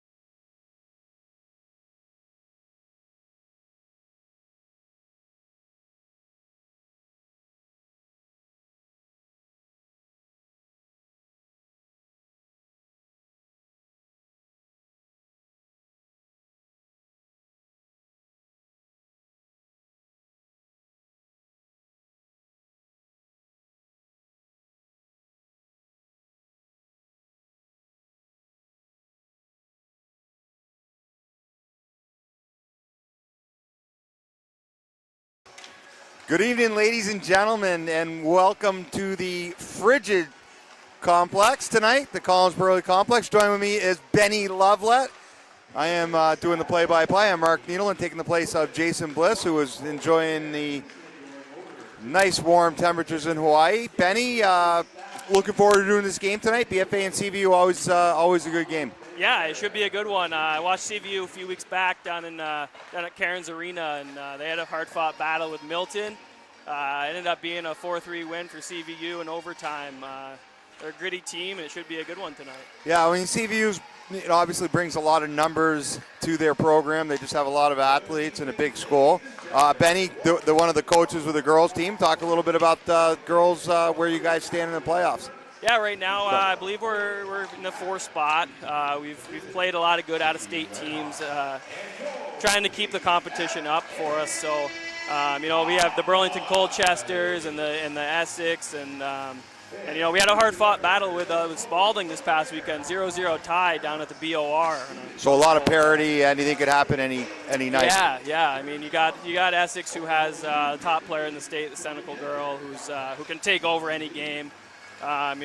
Burlington Colchester has a few there, and obviously they're the defending champs, beat us last year, and we have our first top 2 lines, that can compete with anybody in the state as well. So nice. Well, looking on the boys' side of things, taking a quick look at it before the game tonight. CVU and BFA usually top, looking for hunting for home ice in the first round. Not to be this year unless there's a play-in. These guys are 9 and 10 respectively. Again, if you look at the way the playoffs would be, the 9, 10 teams, if you're a 10 seed, you play the 7 seed, 8 plays 9, and what's known as a play-in, and then, of course, you move on from there.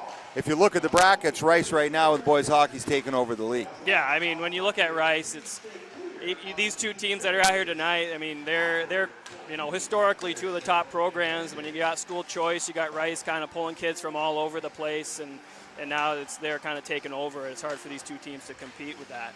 Surprisingly, at 2 was Mount Mansfield, who evidently they're getting some athletes, and they're sort of sneaking into the top echelon of D1 boys hockey. Yeah, absolutely. I think it goes for the boys as well. There's a lot of parity. Anybody can beat anybody. There's a lot of good D2 teams as well that haven't in the past, been able to compete with the D1 programs. But you got a lot of D2 programs that are better than a significant portion of the D1 programs now. I know if you're looking for these 2 teams in particular, you're looking to hunt for that home, at least the home playing game, being that 7 seed.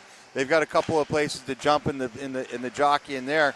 You don't want to be an 8 seed because then you're playing Rice in the semis if you're fortunate enough to get by the quarters. So, I know both coaches are looking at the schedule here again as we get back in, and certainly into February. This is when most games are crucial. Yeah, these games matter. I mean, this is going to be a hard-fought one tonight. I'm sure it's going to come down right to the final buzzer, and, the better team, the team that works the hardest here, is going to come out on top. The last game we called about 2 weeks ago against Middlebury, it was a good win for it was on Pink the Rink night. A couple of players to watch for BFA. Oliver Horton really stood out on the page, had 3 goals that night. Yeah, he was all over the ice. I was here after. Obviously we talked about I coached the girls team. The first period he was flying around. I think he had 2 in the first, and he looked good. His release was crazy good. They also got some really good skating defensemen, and Gavin Clark wears the C for them. I like the way he moves around out there. Yeah, he's solid back there. A senior, he's had some experience. He's able to kind of keep things under control back there. So hopefully we look at it and see him tonight. He's keeping things under control for the Bobwhites. Lastly, I would assume that Phoenix Wells will get to start, the senior goaltender for BFA. Everything, as you know, Benny Love here was a goalie of the 2016 state championship of Bobwhites, and now arguably one of the best men's league goalies there in the state. I can't score on you, Benny, but that's not saying probably a lot. But again, Phoenix Wells with BFA is going to continue to have some success in February and into the playoffs. It's got to come from their goaltender. Yeah, absolutely. It'll be interesting to see what happens here down the stretch. Wells was not with the team last year, so as far as experience goes, I'm not sure as far as playoff hockey what it looks like for him. But he's shown throughout the year that he can be steady between the pipes, and hopefully that continues on as we move forward. Very good. Well, those of you at home listening, if you're trying to stay warm, it is a frigid 13 degrees outside and probably even colder in the complex right now. No, it is for sure. Those of you NHL fans, the East is crazy. Yeah, tight. anybody who's been following it, you see there's 7-8 teams that can get those last few spots in the playoffs.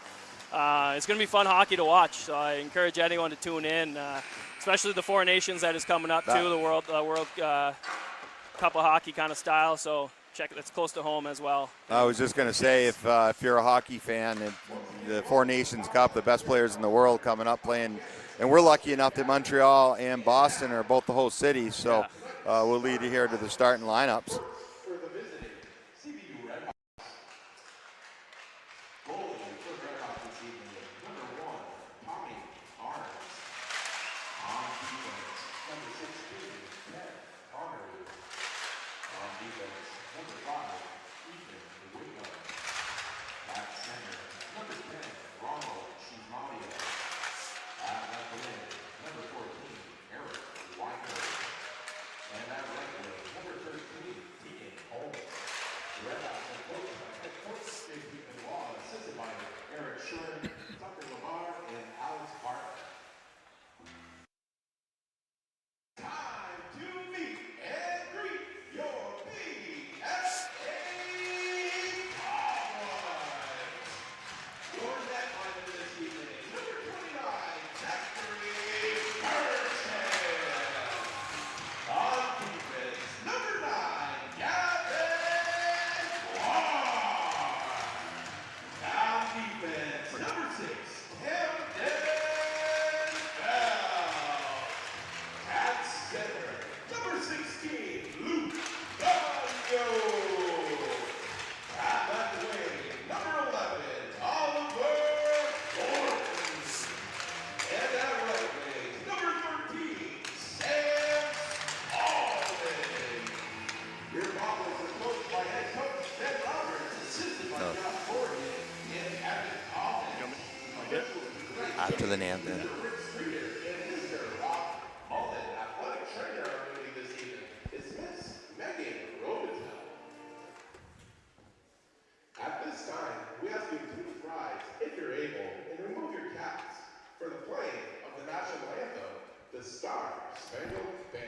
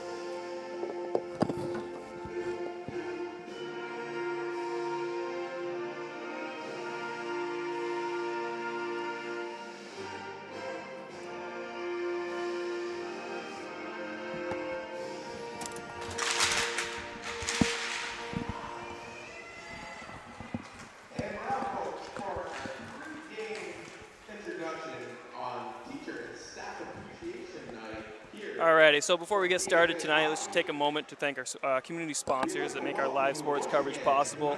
We have Splish Splash, Clean and Clear, Northwestern Rehab Services, Notch Vermont, My Healthy Vermont, JC Image, Union Bank, Stone's Auto Repair, St. Albans and East Fairfield, and the Collins Pearly Sports and Fitness Center. If your business would like to help sponsor our live coverage, please reach out to Paul Snyder at Northwest Access TV.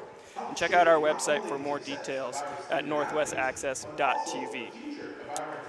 Looks like, Ben, you were sort of talking about it before the game, the teacher appreciation night tonight here at the complex. We'll talk a little bit about that, being a teacher in the St. Albans City program. Yeah, absolutely. So the players from both the girls and boys team, we're tasked with reaching out to a teacher that they've had at some point, whether it's between kindergarten through 12th grade, just to thank them, someone who was a mentor, someone who they looked up to, someone that they felt they could go to when they needed something. So they just took the time to invite their teacher of choice to this event and really show them what they do. And it's just a great thing for the players. Yeah, it's a nice honor too for the teachers who certainly make this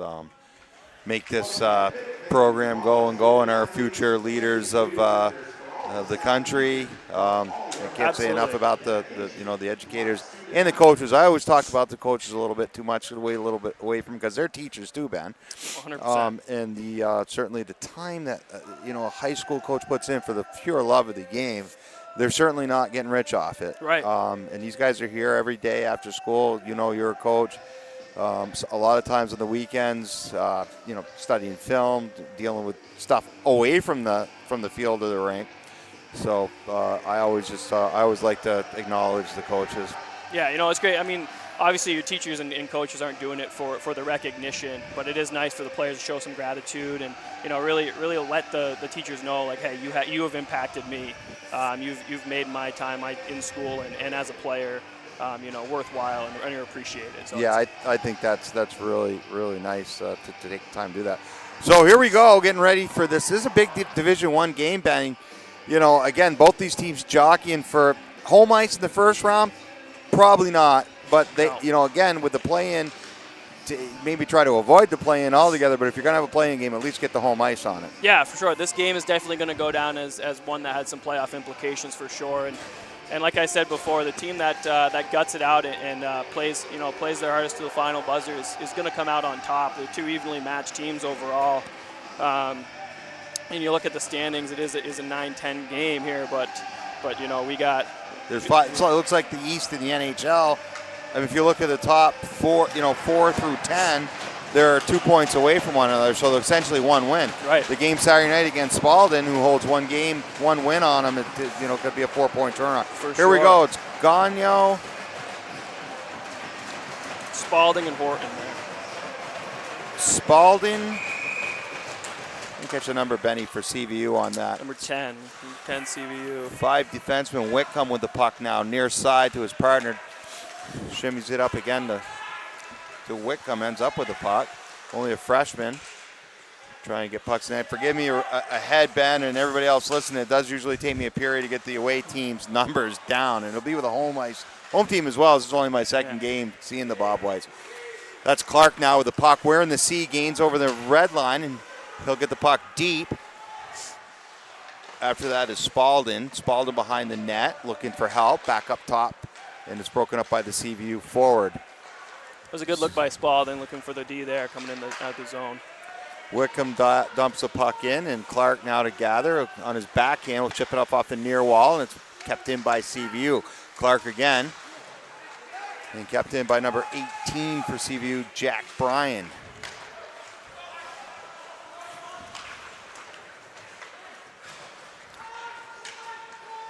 Wilbur now for BFA defenseman, sent it far side, where Manning knocked off the puck briefly, and it'll sent back down low to the BFA corner.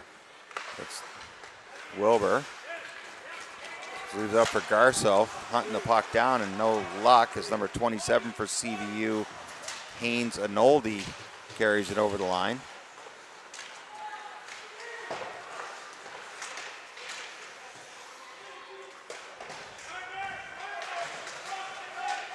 Little battle going on the far side, Ben, but just a scrum across the ice. Benjamin Larocque battling down below, and it's picked up near side momentarily by LaPlume, and it was sent back down by CVU. Garceau really skated over the puck, and it's in the middle of the slot. Martian coming up with the first save, I believe, Ben, of the night. Garceau now near side, kept in by the CVU defender. And BFA finally gets the puck out. You mentioned a lot of scrums so far. It's been a little bit like pinball out there. No one's really been able to make some passes or anything so far. Agreed. There hasn't been one, anything clean yet. I think both teams really just feeling one another out here. Getting out a little pregame jitters, trying to get something established. Mannon dumps the puck down low, and it's kept in. Oh, nice hit by Duffy Smith, sophomore. Number 5. Ethan Whitcomb again for CVU. Now that's 5 Bonnet for BFA. Bonnet wheels near side with the puck coming out of his zone. He skates well. Owen Bonnet now over the blue line. Crosses the offensive blue down on his backhand below the goal line looking for some help. And he'll stop and go the other way. Not much support down there, Benny, on the puck. No, we had Duffy Smith setting up shop on the top of the crease there. Nice move by Eric Weinberg to get the puck out. There should be no ice in his. Good play by Bonnet to join the offensive rush, but he had no support. Yeah, there was no puck support at all there. Yeah, he joined in the play, and there was nowhere for him to go really once he got pinned down there. So looking for BFA to add a little more support in the O zone so far. So Colby Magnan take the draw for BFA with their 4th group. Looks like Magnan, Schreindorfer. I'm not sure the other.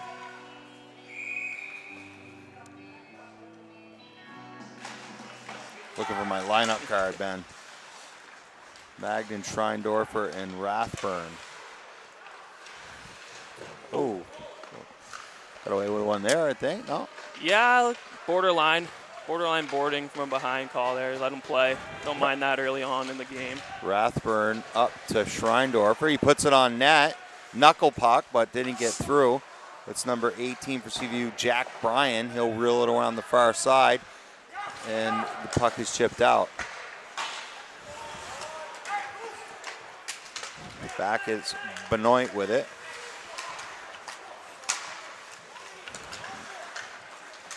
Sam Spalding now for BFA, their first group back out.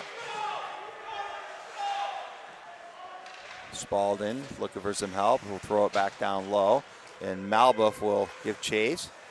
Charlie now on the red line will dump it back down. BFA will try again. Seamus Fallon for CVU doing battle with Spalding, and Oliver Norton scoops up the loose puck. Norton back up top. 24, that was Wilbur with a shot on net. Back up to 17, Benjamin Larocque. Horton now taken off the puck by the CVU defender. And he'll gain possession again as Horton below his net, looking for some help. Back up top to Alex Wilbur. Wilbur with a shot. Nice shot by Wilbur. Almost snuck through there. Goalie went down, stick came up, and almost beat him 5-0. Yeah, that was a nice play by the defenseman. This junior defenseman getting the puck probably about a foot off the ice, Ben. And as you know, as a goalie, those are tough to see and tough to handle. Yeah, for sure. He BFA almost got away with one there. Almost snuck one in. Won by CVU. Jamison Yando. Yando, shots! What a move! Four in the backhand. Wow, yeah, Yando, he picked up the puck off the draw, and he took off. Beat the BFA defender at the blue and cut to the net. Made a nice move backhand there. Yeah, the junior forward through the neutral zone with speed, made one nifty move, got around the BFA defender, went forehand backhand. Yeah. And, nice goal by the junior Yando. We'll keep an eye on him as this game progresses, but not the start you're looking for if you're the Bobwhites. Yeah, no, their D-man got caught there at the blue, kind of watching a little bit, and next thing you know, the forward was blowing by him. So we'll see here. That might provide a little spark to the boys to get things going here. So I have no idea, Ben, how to pronounce number 10, because Maldia taking the face-off against Garso. Yeah, so I'll leave that one to you. I'll apologize ahead of time for probably. Well, we missed another one. 2 goals. Yeah. Weinberg there, BFA kind of on a lull there after the goal, and he made him pay. Picked it up in the corner, wheeled out, and next thing you know, it's 2-0. Well, that's, do we call a timeout if you're Banner? Two goals in 20 seconds is. Yeah, they're going to be looking for something here. They're BFA's looking a little flat off the start here. They haven't been able to. I would agree. They don't have the jump that I saw 2 weeks ago against Middlebury, certainly. So we'll see. I mean, we're only 5 minutes into the game, too, so obviously a lot can happen. Plenty of time. Bo Parent and Shamal Dia off the draw. Whitcomb now leaves for his defensive partner, number 16, Ted Connery. By number 9, James Aganda, assisted by number 17, Xavier Barnes. Far side to number 23, Brady Jones. Jones over to 10, broken up there momentarily by number 18 for BFA, Duffy Smith. Smith doing battle down below us. Gets a little help from the defender, Camden Phelps, and the puck will shoot loose. Charlie Mildrum now up to number 22, Bo Parent. Duffy Smith. Smith now over the line. Shot to net, blocked nicely by number 4, Nolan Walpole for CVU. Mildrum. Or Malbuff, excuse me. I apologize, Charlie. Malbuff, not Mildrum. I coached at Chuck Mildrum when he was a Bantam many years ago. Duffy Smith now sending it back up to the point, and nice job by number 4, Walpole. Benoit trying to get things going, but he's beat near to the puck. Back up again to Walpole. Walpole, fake shot, and fans on the second one. We'll give you a break on the names. We got 2 rosters up here written in 11-point Times New Roman font, so please forgive us. Well, they asked me to scan it on a QR code when I came in the lobby tonight, and I said, huh? What's a QR code? Just give me the rosters on paper. That's above my pay scale. Walpole now for CVU. Up in the far side to Brian. And BFA now back to Clark, who will go for a skate in his own zone. Nice play by Clark. He'll move the puck up, and it's broken up by 17, Xavier Barnes. Barnes out front. Nice play by, I believe it was 23, Colby Magnan on to break up that scoring chance for CVU. I mentioned I watched CVU a couple weeks ago. Barnes and Whitcomb really took over the game in the third, so those are 2 guys to watch and see how they have impact this game. Yeah, I like the Whitcomb kid. He's only a freshman, and he's been the first 3 or 4 minutes he was noticeable. Absolutely. Big kid, too, for a freshman. Yeah. The blue line.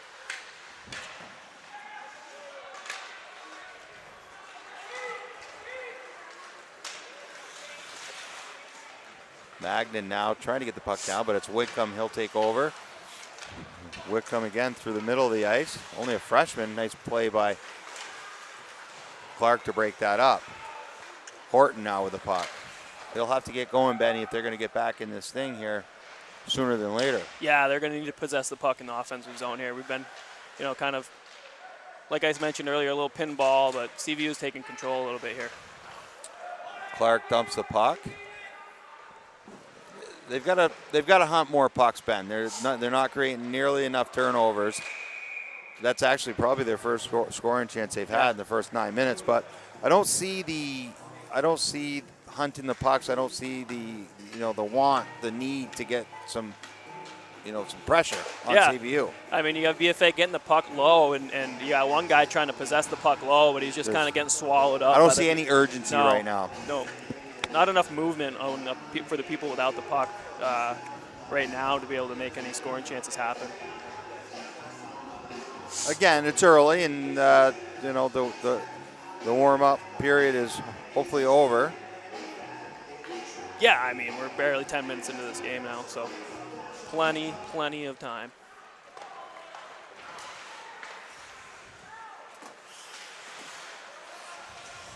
Catch a number on the CVU defender here.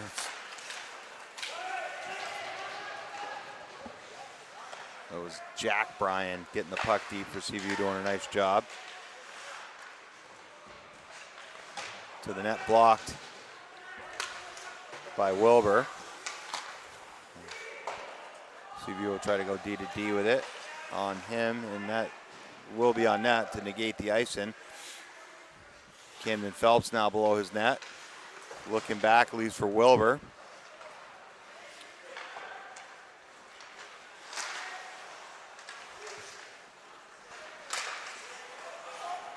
Garceau putting some pressure on, and on comes over Braden Manning to put also pressure, but CVU still controls the puck. Far side to CVU defender, knocked off the puck by Manning.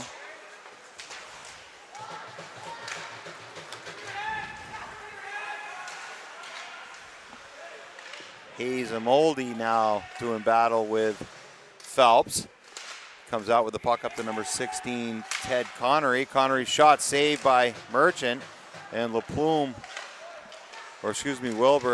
will take over there. Nice job by Manning there getting a stick on that puck on the defenseman there. Keeping it out. Otherwise CVU Ford had a tap in. Yeah. Drop your stick, man. There you go. He's going to get a penalty ban, I think. Did he call it for playing with a broken stick? I don't think so. I think they got away with one there. Manning's stick got hit with the puck, and he stood around with his broken stick in his hand, but it doesn't look like the refs got him. So Ronald Zamadia in on the draw against Bo Parent. Parent only a sophomore, won by Zamadia. Back to Wickham. Wickham to the net, and it's chipped wide by Benjamin Larocque off of his shin pad. Parent will come up to scoop up the puck. Nice defensive play. Little backhand sauce to Duffy Smith, and Smith will give chase to Wickham. Wickham and Smith battling below the goal line. And out comes CVU, number 14, Eric Weinberg. Weinberg with the puck over to Zamadia, and it is dumped in where Larocque. Hands off to Benoit. Benoit near side of Duffy Smith. Trying to use his body to get the puck out. And CVU doing a nice job, Ben, to clog that up over here on the left side. Yeah, absolutely. They were there.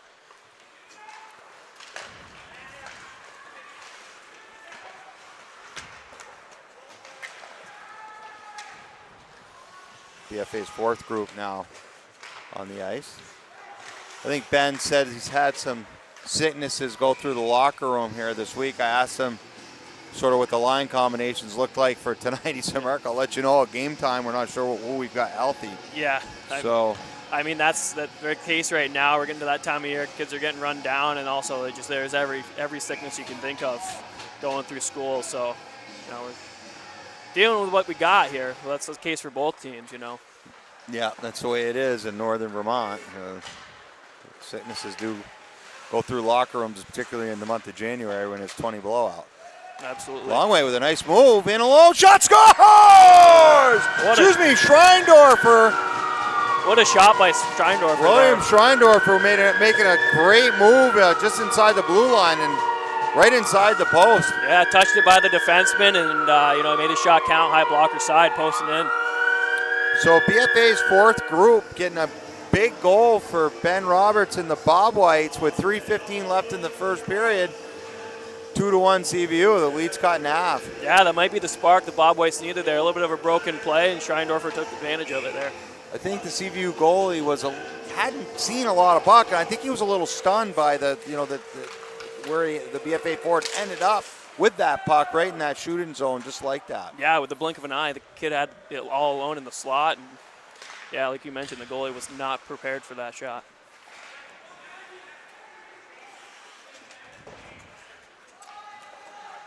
Jackson White now near side.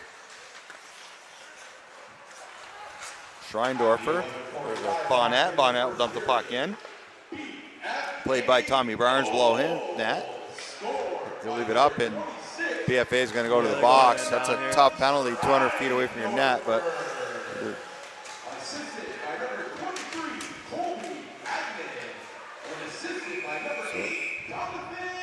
yeah, BFA is going a man down here. Their forward was trying to make a hard play behind the net and lunged at him. I think they're going to get him for leg trip or leg checking here.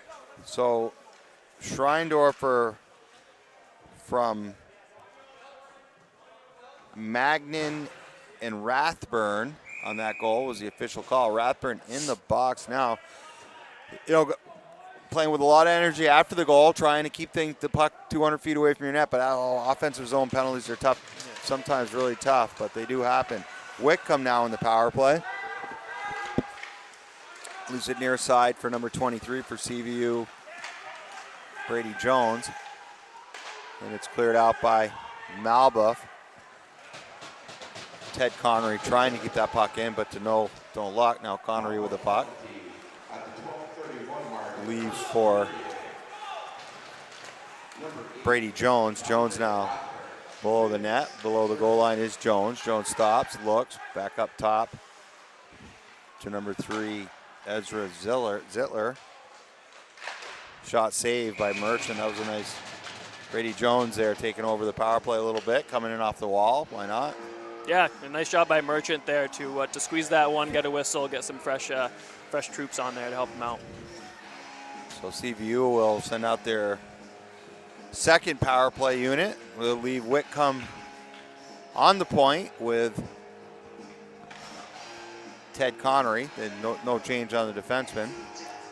BFA will send out Duffy Smith alongside Alex Wilbur, LaRock, and Garso, excuse me. Near side point to Whitcomb. He's not able to keep it in, and they'll try to regroup. Whitcomb now with the puck behind his own blue line, stops, and good pressure by BFA to keep him in bay. They'll send it up near side to James and Yando. Zaylor Barnes now with the puck. Nice forecheck by Garso to take him off the puck. Back to Barnes. 2-on-2 ensues. Coming in over the blue line is Barnes. He'll take it for a skate down below the goal line, see if they can get set up. Holding. Sends it back down low. Nice play by LaRock. He'll intercept that and send it the length of the ice. 28 seconds left in the penalty to BFA, and CVU will go at it one more time, Ben. So Merchant taking no chances, and he'll freeze the puck with 19 seconds left on the CVU power play, 47 left in the period. Yeah, I don't blame him there. Slow things down. We're getting here to the end of the period. If you're BFA, you're trying to get out of here with a 2-1 game after the slow start. Killing off this penalty will do wonders for their mojo going to the second. They don't want to pull a Canadians and give one up with a half second left. Heartbreaker. Whitcomb now far side to Connery. Connery shot, and it's wide. CVU again one more time is Zittler. Zittler back down low. Gavin Clark giving chase. And we're all even. Out with the puck for BFA was 16, Luke Gagno. And Spalding will give chase. Their first group tonight. Bonnet dumps it in off of Spalding's hand offside. So 8 seconds left in the first period. Barring any miracles, we should go back into the rest of the 2-1 lead for CVU. It's a big game for both teams, Ben. As we looked at the standings, it looks again like the East and the NHL. There's 6 teams that are within 2 points for that last quarterfinal home playoff spot. Yeah, absolutely. And you look at all these teams from top to bottom of the standings for boys high school hockey, and they're all very comparable, other than Rice. Rice is that team that's out there. I don't know if they've lost yet. They got a good team. They got a lot of good players. Really good coach. Justin Martin does a nice job. Nice job with that program down there, and they got a good team. But look, the game's still played on the ice, so anything could happen on any night. So with that said, we got a 2-1 CVU lead going into the second period. We'll probably take a 7-minute timeout here, and we'll join everybody back here in about 7 minutes. 10 minutes.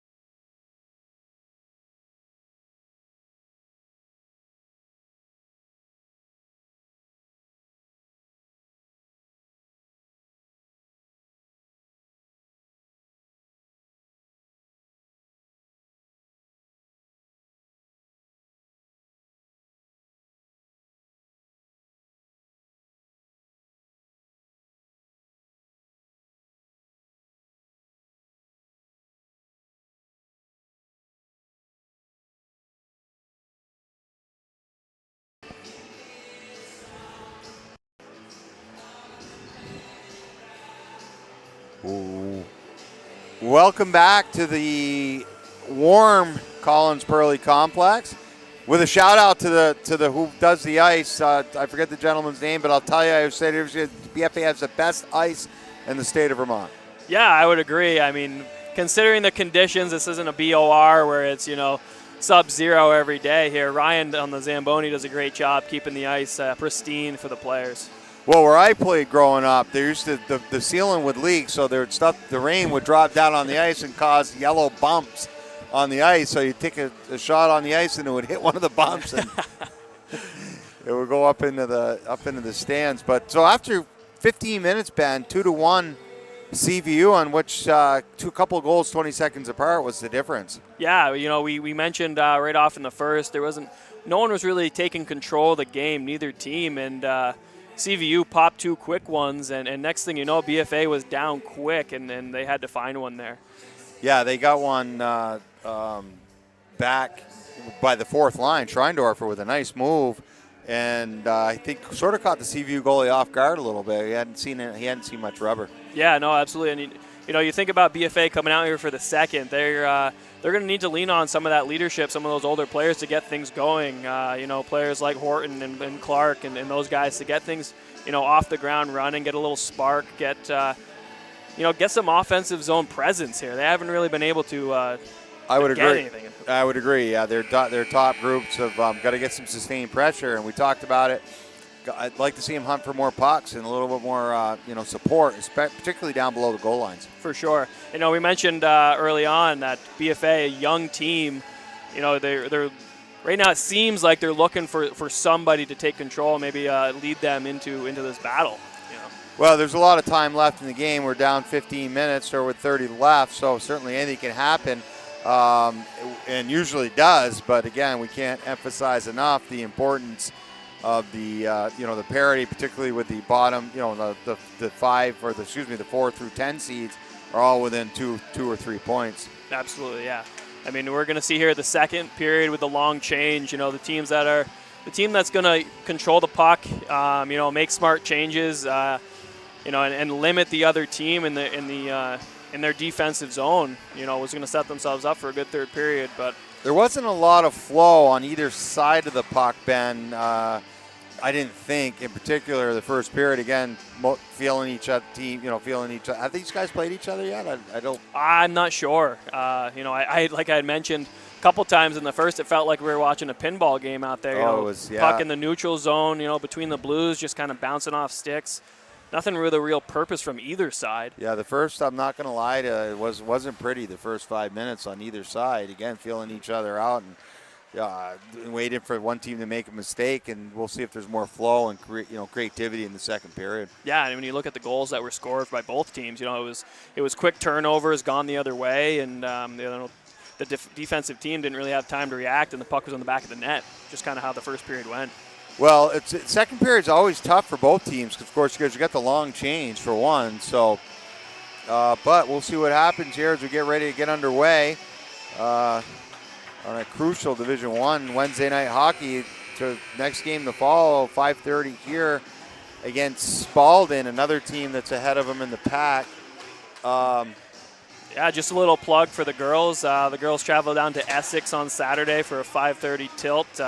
Should be a good one. Rice girls just beat Essex 4-3 tonight. So down in Essex on Saturday should be a big one as BFA tries to avenge their loss to Essex at home earlier on in the season.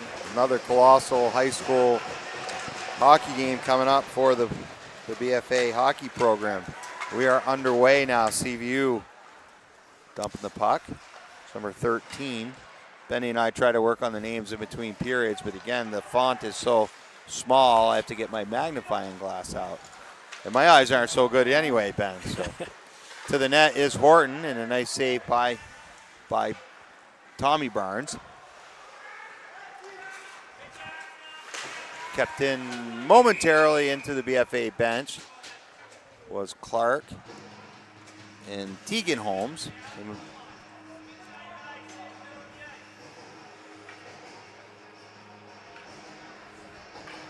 So on the draw here, we'll get Gagno, and I can't catch a CVU number. won by Gagnon, but it's broken out by Weinberg. Taken back by Camden Phelps. He'll drop it near side, and it's Weinberg with the puck. Weinberg up to Holmes. And Zemedia with the puck. Whitcomb now. Whitcomb leaves for Connery. And it is number 13, Spalding for BFA. But he'll head to the bench, and Whitcomb takes over below his net. Whitcomb near side to Weinberg, and he's broken up nicely by Horton. Horton down low. That's number 28 for BFA LaPlume. LaPlume taking on 2 CVU defenders, and on comes Garceau to try to help out, but CVU will indeed break the puck out.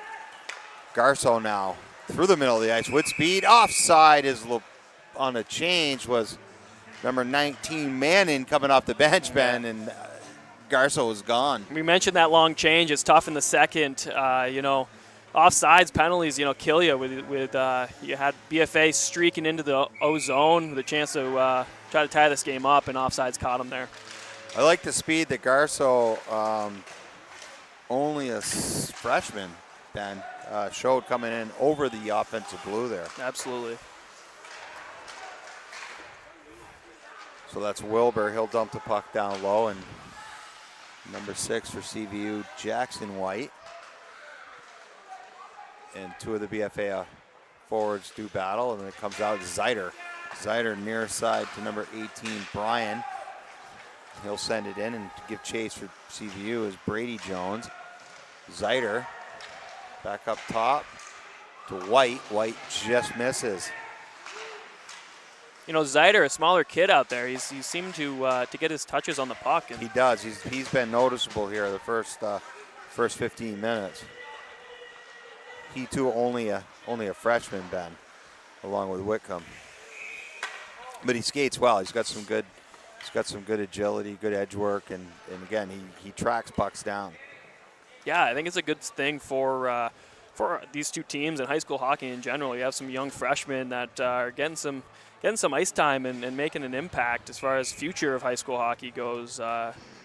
It should be good for these two squads. Oh, for sure.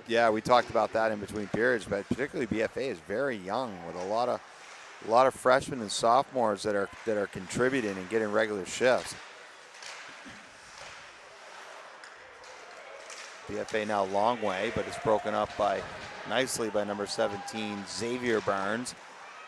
And left for Gavin Clark. Clark, the captain. He'll gain the middle of the ice and battle, but a nice play by Barnes for CVU.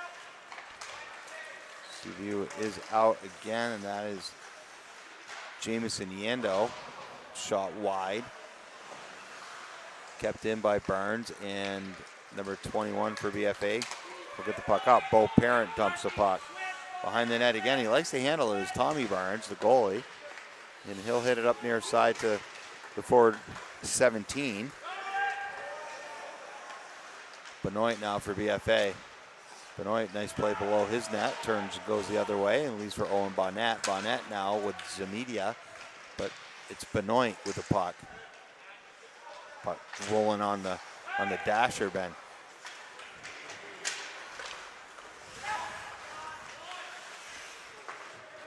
Zemedia dump it in, and Owen Bonnet gives chase for BFA.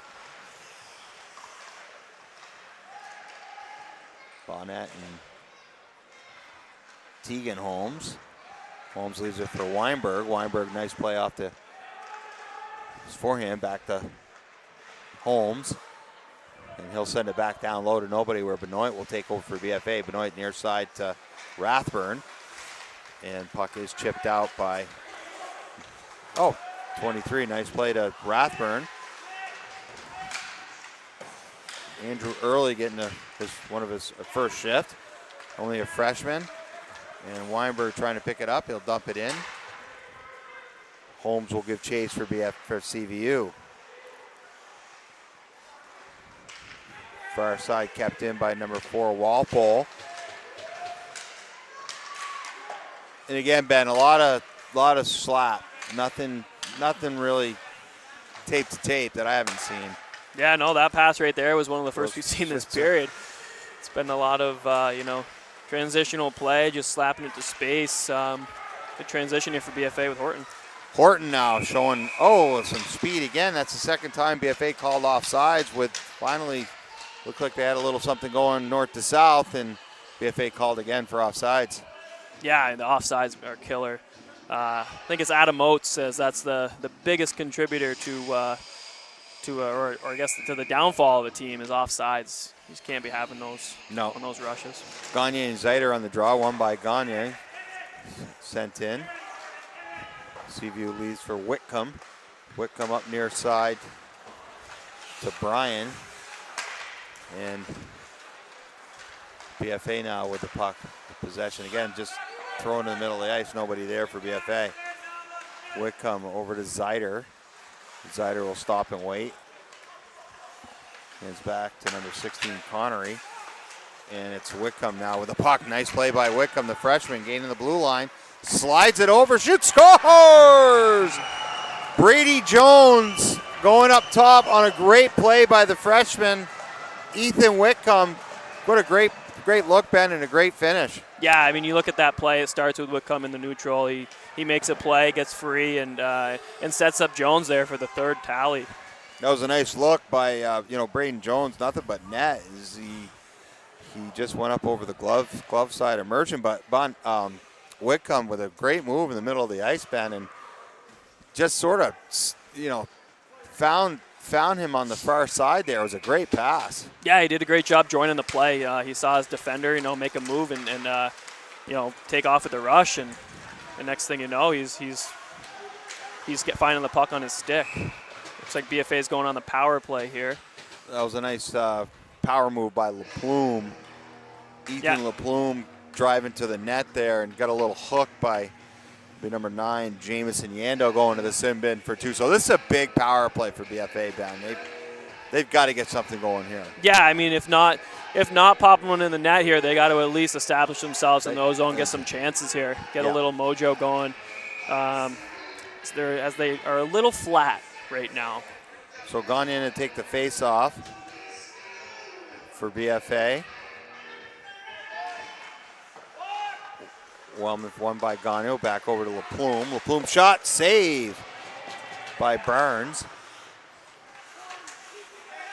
Kept in by Gavin Clark, and it's a 50-50 puck cleared out by CVU.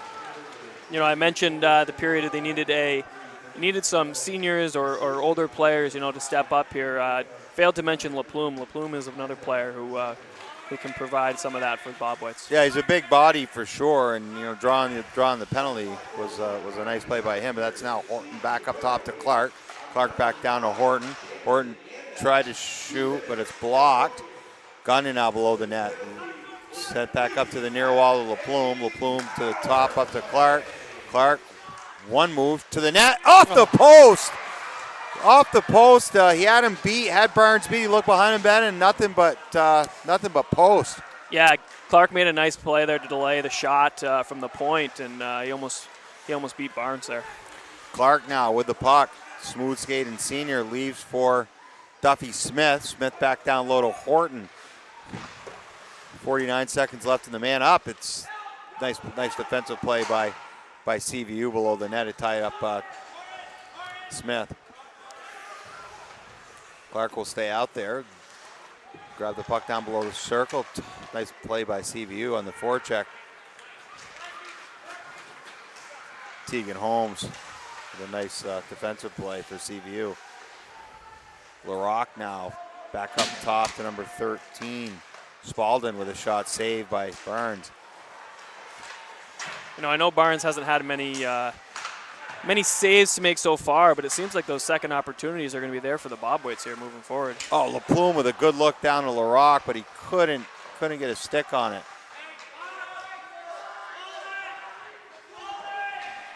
Looks like we're all even here now.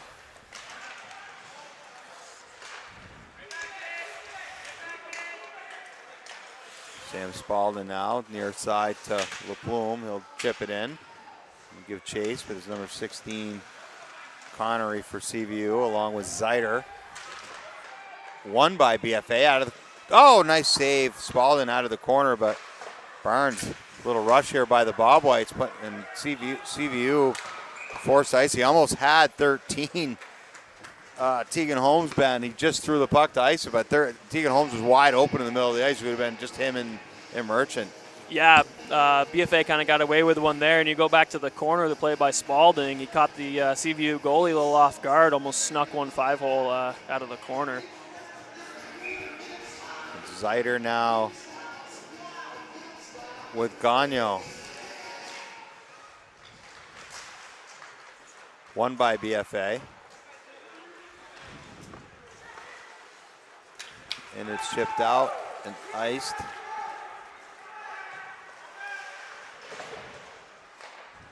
(13) Spalding. Nice play to come out of the zone. Zeiter. Zeiter far side.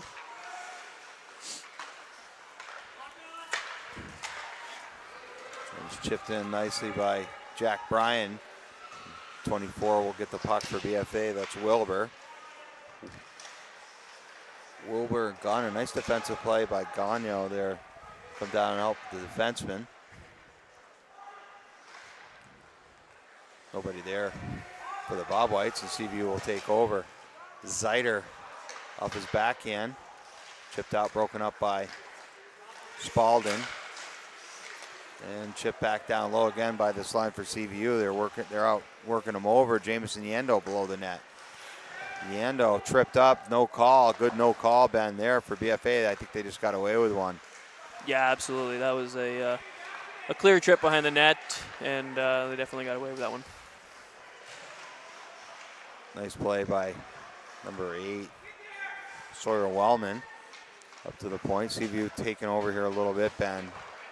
The last couple of minutes has been all CVU. Wickham from the point, shot, saved by Merchant, kicked aside, and Malbuff will clear it. Yeah, if you're BFA here, you need a change. They're exhausted, kind of coasting around, and they're getting pinned in their own end. Yeah, they're getting worked over here the last couple of minutes. CVU has put some pressure on them.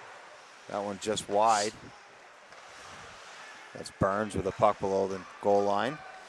Leaves for number 9, Yando, and blocked by BFA. Off skates, sticks, helmets. Got to settle things down here.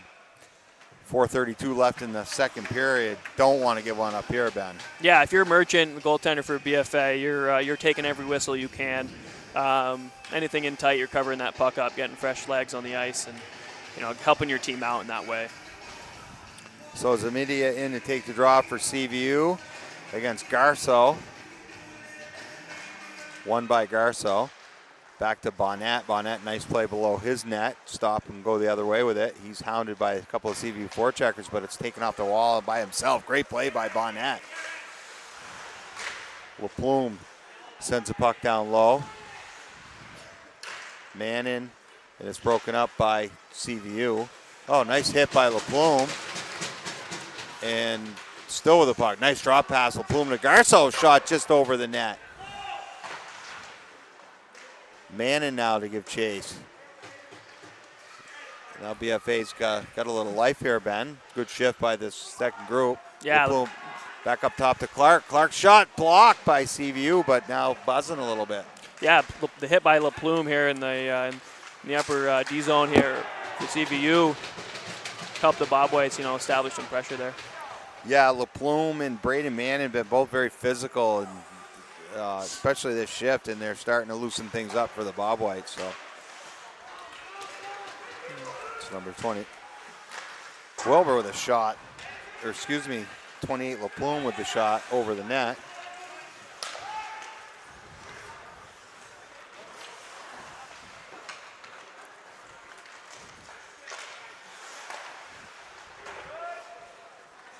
Bonnet now below the goal line. Chips it up to himself, but it's broken back down by CVU. Ends up back on the stick of Bonnet. Clark now for the Bobwhites. On his backhand, comes out of his own zone. Still handling the puck. Looking for some help where grab it again.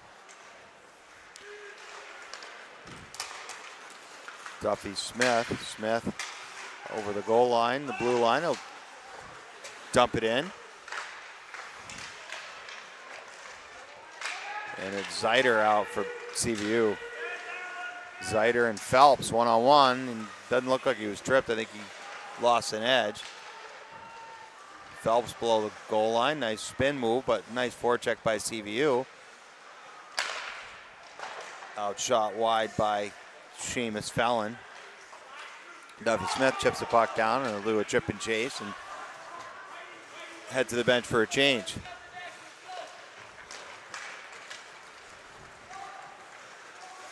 Wellman now with the puck broken up nicely by, see the number there, Ben. 26. 26 for BFA. Schreindorfer, the goal scorer. Schreindorfer with a nice hit. Kept in by Phelps. Back up top to number 21, Ryder a long way. Nice move by Bo Parent. Hold on to the puck, back down to Schreindorfer. And it's broken up nicely by number 16, Ted Connery. Connery near side to Xavier Burns. He'll send it down low and stoppage of play, Ben, with 1:14 left. 3-1 CVU. Yeah, when we think about the Bobwhites here, they're getting themselves caught in their own end, and they're wasting a lot of energy there. So they get it out the neutral. They're just kind of chipping it in and changing, and they haven't been able to establish any pressure really in the O zone. No, I don't think I'm not sure that he's got. Burns has got more than 5 saves right now. Like you said, just not able to establish anything down in the O zone. And credit CVU for playing a nice game defensively to keep them away from Burns. Absolutely. CVU's doing a nice job locking it down through the neutral, so BFA doesn't have anything going into the O zone. Whitcomb now with the puck on his forehand. Now skate through the middle of the ice as Whitcomb. Smooth skating freshman runs into number 10, Zamedia.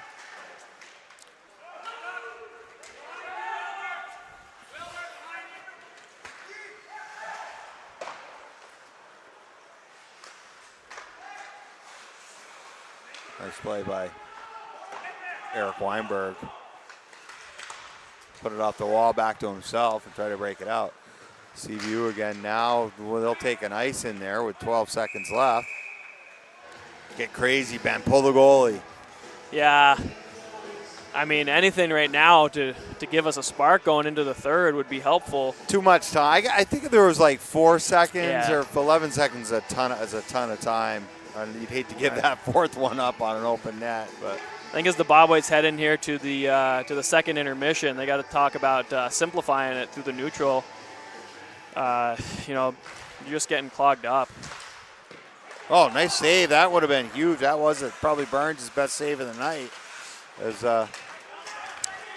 Yeah, it was through traffic, and Horton just whiffed on the shot, on the rebound. That shot, I think, came from Clark from the point, but that was nice and low, and that was his best save as he got his pad down on it. So we're down 30 minutes in with 15 left, and it's 3-1 CVU, and they got to be happy with the way they played so far. Yeah, I mean, you look at that second period, it's very similar to the first. CVU established themselves early. BFA just trying to claw back. We almost had a repeat of the first there. BFA almost potted one there at the end of the second. But, like I mentioned, BFA, if you're going into the third, you're going to the locker room right now, you're talking to the players, we got to simplify things. We got to get it deep. We got to get guys on the puck. We got to cause some chaos because right now it's just too easy for CVU.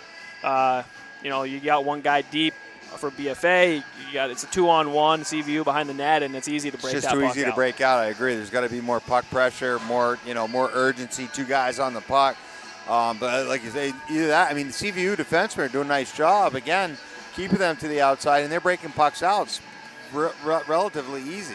Yeah, I mean, you look at BFA coming into the zone, they're chipping it in, and there's nothing through the middle. They're Clogging it up, nice. A la Jacques Lemaire and the New Jersey Devils, the way he coached that, that clogging up the neutral zone and not allowing any offensive zone entry.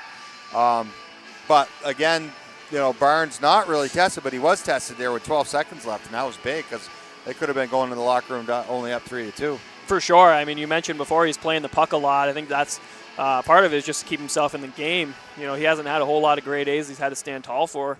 But right there at the end of the period, he was able to, stand the test and keep this game at 3-1.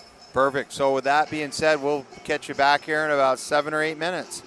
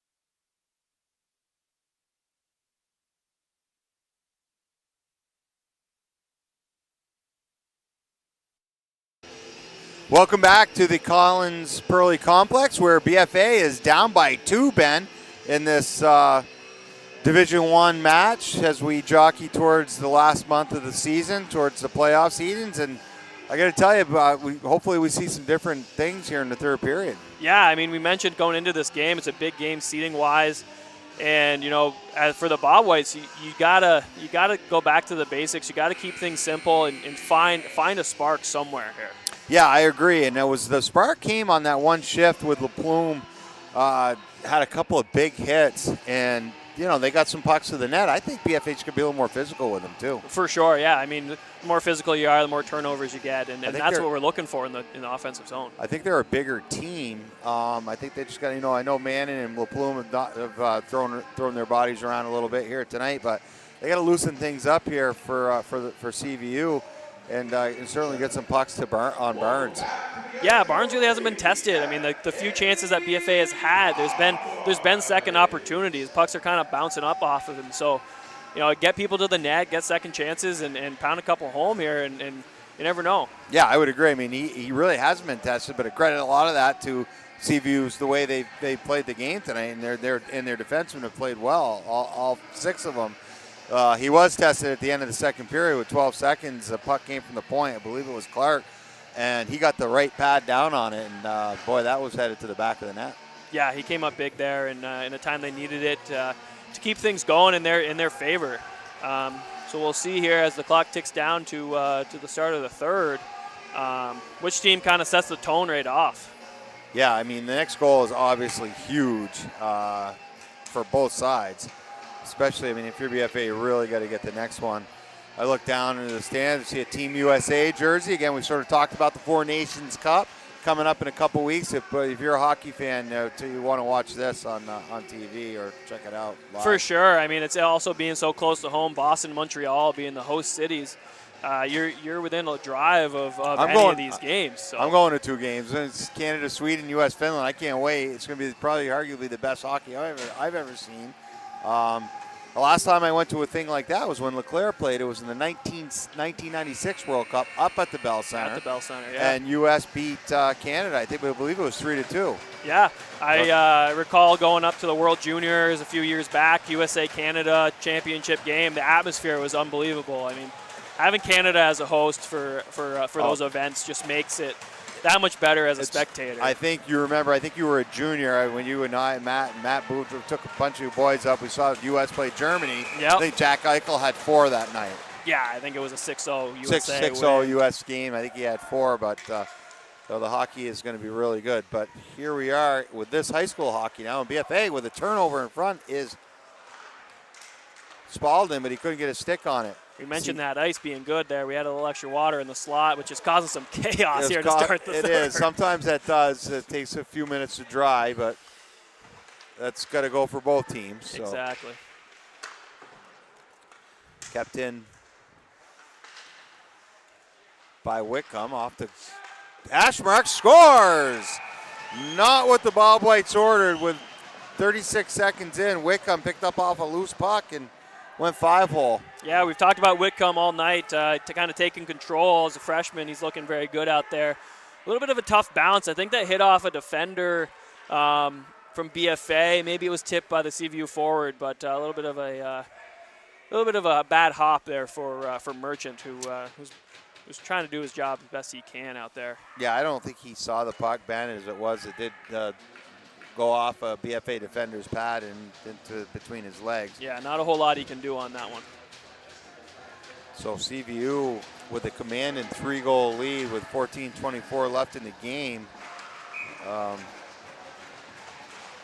Zeider now facing off against Gagne, won by Zeider. CVU goal scored at the 36-second mark in the third period by number 18. Oh, they gave the goal. Oh, I saw Brian come through the line first, so he might have tipped that, Ben, off a Whitcomb shot. Yeah, that must have been it. I knew I got hit there. Hard to tell who it got, but. So Whitcomb, I think, picking up his 3rd assist of the night. He'll dump the puck down low. Camden Phelps to give chase. Phelps below his net. on his backhand, looking for Horton. And it's off his stick. No icing. Horton with some pressure now. CVU swings it far side, kept in by Malbuff. And Garceau with the puck. Garceau below the goal line.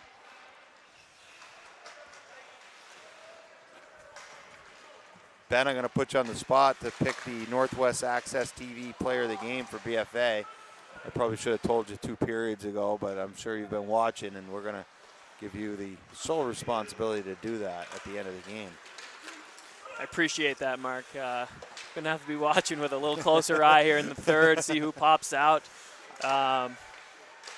You know, Schreindorfer with the lone goal so far, but no one's really left their mark on this game from the BFA side. I like LaPlume's game. He's been physical. He's had some, like right now, you know, getting the puck up there to Mannon, but I do like he's had a presence on the ice. Absolutely, he has.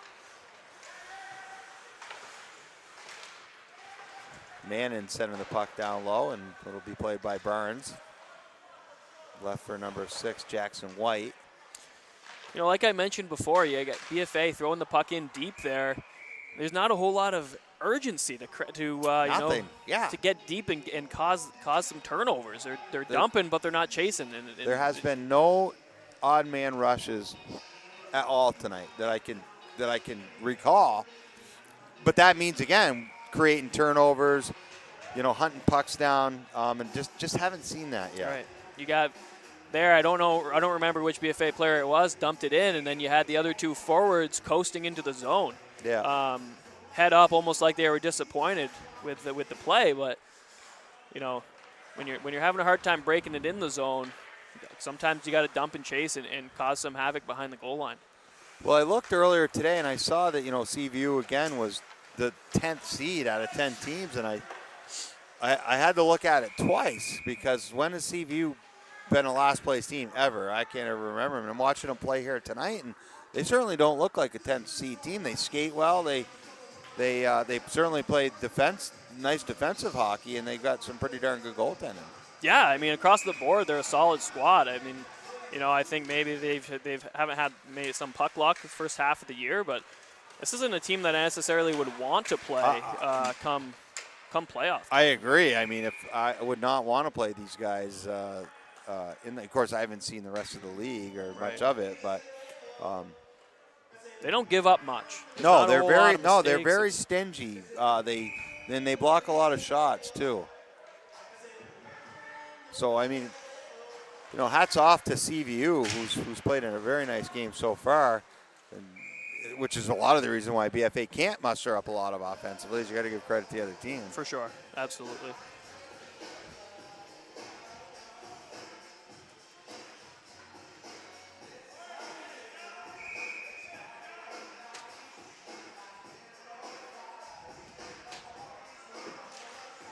Back out to the point, Wickham now. Again, Wickham with the shot. Nice block by Spalding.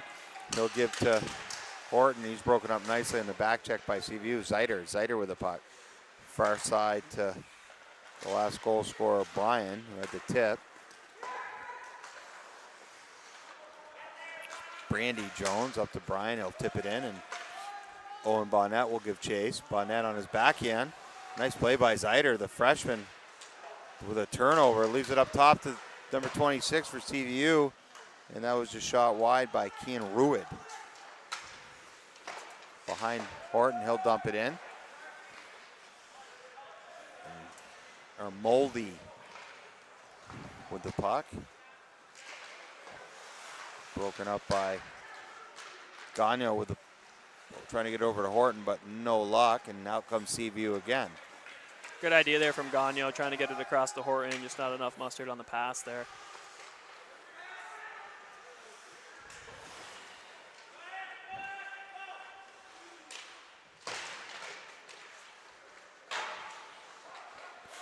Camden Phelps now below his goal line, looking to break it out. He'll break it out far side to Horton, but it's kept in by our Moldy.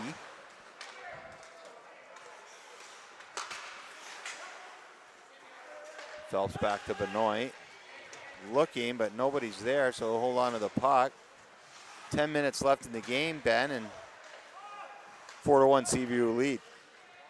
Time is not of the essence, or in BFA's favor right now, I should say. No, and again, more of the same that we've seen in the first 2 periods. Nice play by Duffy Smith out of the zone. That's a shot on net for BFA. It was a nice play by the sophomore. Yeah, Smith there did a nice job collecting the puck, coming in with speed, and him getting a nice shot on net. Back out to LaRock. LaRock on the point. Shot blocked by CVU again. One of many blocks by the Redhawks. I apologize if I did slip and call CVU the Crusaders, because they used to be the Crusaders, now obviously the Redhawks. So listeners out there in Chittenden County, my apologies if I did say that. I think you've been pretty good. I haven't noticed any. It's been a while. Those names changed early with a shot. Oh. Looking in. And it's a and goal. It's in! Duffy Smith following up a shot by Andrew Early, the freshman. And BFA cuts the lead in half. You know, Mark, like I said, BFA just got to get something going in front. A little net front presence there. First shot dropped out, like I had mentioned. Second chances are there. And Duffy Smith pounces on it, puts it in the back of the net. Yeah, that was a nice little play by number 4, Andrew Early. He'll get the primary assist, Ben, as he did, like you mentioned. He got a puck to the net. A rare, just you got to crash the net and good things will happen. Yeah, Barnes all night, and I know he hasn't seen many pucks, but those second chances have been right there in the slot and the crease, and BFA finds one. Manning with a shot. Another There save. it is again. Oh, that was almost huge, Ben, as it came back out to LaPlume. And somehow he kept it out of the net. Did Barnes. Barnes made a great save on that second chance, but again, a juicy rebound right to the slot on the tape. BFA player there. So Garceau and Sider on the draw.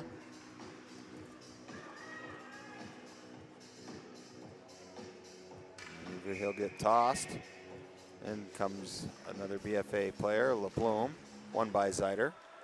And take nothing away from the way Barnes is playing. He's playing a great game, but those chances are there for the Bobwhites right now. So good push here by BFA.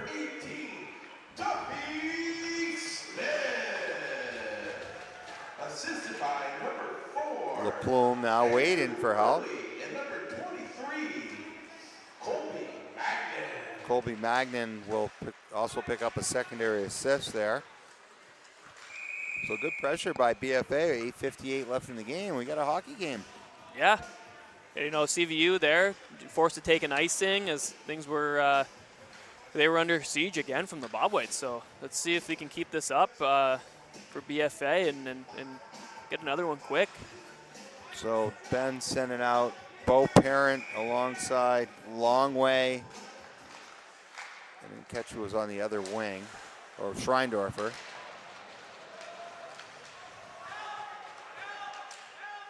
BFA skating 4 lines, Ben, so maybe they're going to wear CVU down here with the last part of the game. Back up top to Clark.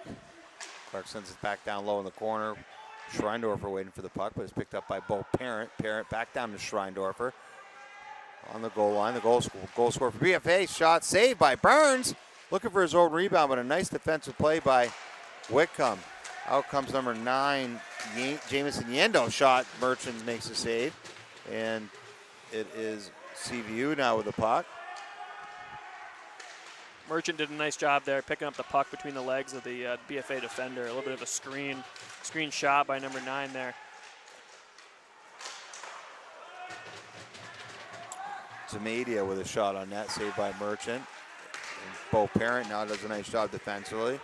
Get the puck out, and he'll give chase. Number 11, Seamus Phelan. Phelan with the puck. Leaves for broken up by Horton momentarily. Bonnet with a nice play on the red line. Owen Bonnet over to Horton. Horton down below the goal line. It's been relatively quiet so far, Ben. Boy, would a goal be welcomed by BFA off of his stick right now.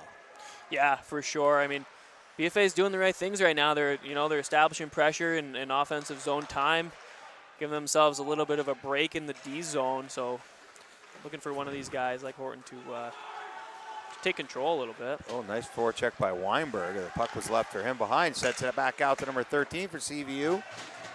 That was Holmes. Saved by Merchant. Back out to Whitcomb. Another shot on net. Nice job by Merchant there. The puck kind of got thrown out to the slot. He took the time, got out to the top of the crease, and turned it aside with the blocker. Yeah, BFA, like you said, the last 5 minutes have belonged to the Bobwhites, and finally, getting some good pressure. Now CVU coming back the other way. Zemedia back to Whitcomb with a draw. Nice save by Merchant. Zemedia leaves for Wilbur. That's going to be a slash, I think, on CVU. Yes, indeed it is, Ben. That's a tough penalty for CVU to take, though. You don't ever want a stick penalty in the off 200 feet away from your net, but that's indeed what's going to happen. You could hear it from up here. You could hear the slash. Yeah, I think they heard that down in Chittenden County. Yeah. But, it's tough for CVU. They're up 2 goals. Finally getting the puck out of their defensive zone, and then they taking a penalty. It's right back down on their end. So Gagne on the draw for BFA. Can't catch the number for CVU, but won by CVU. Kept in. No.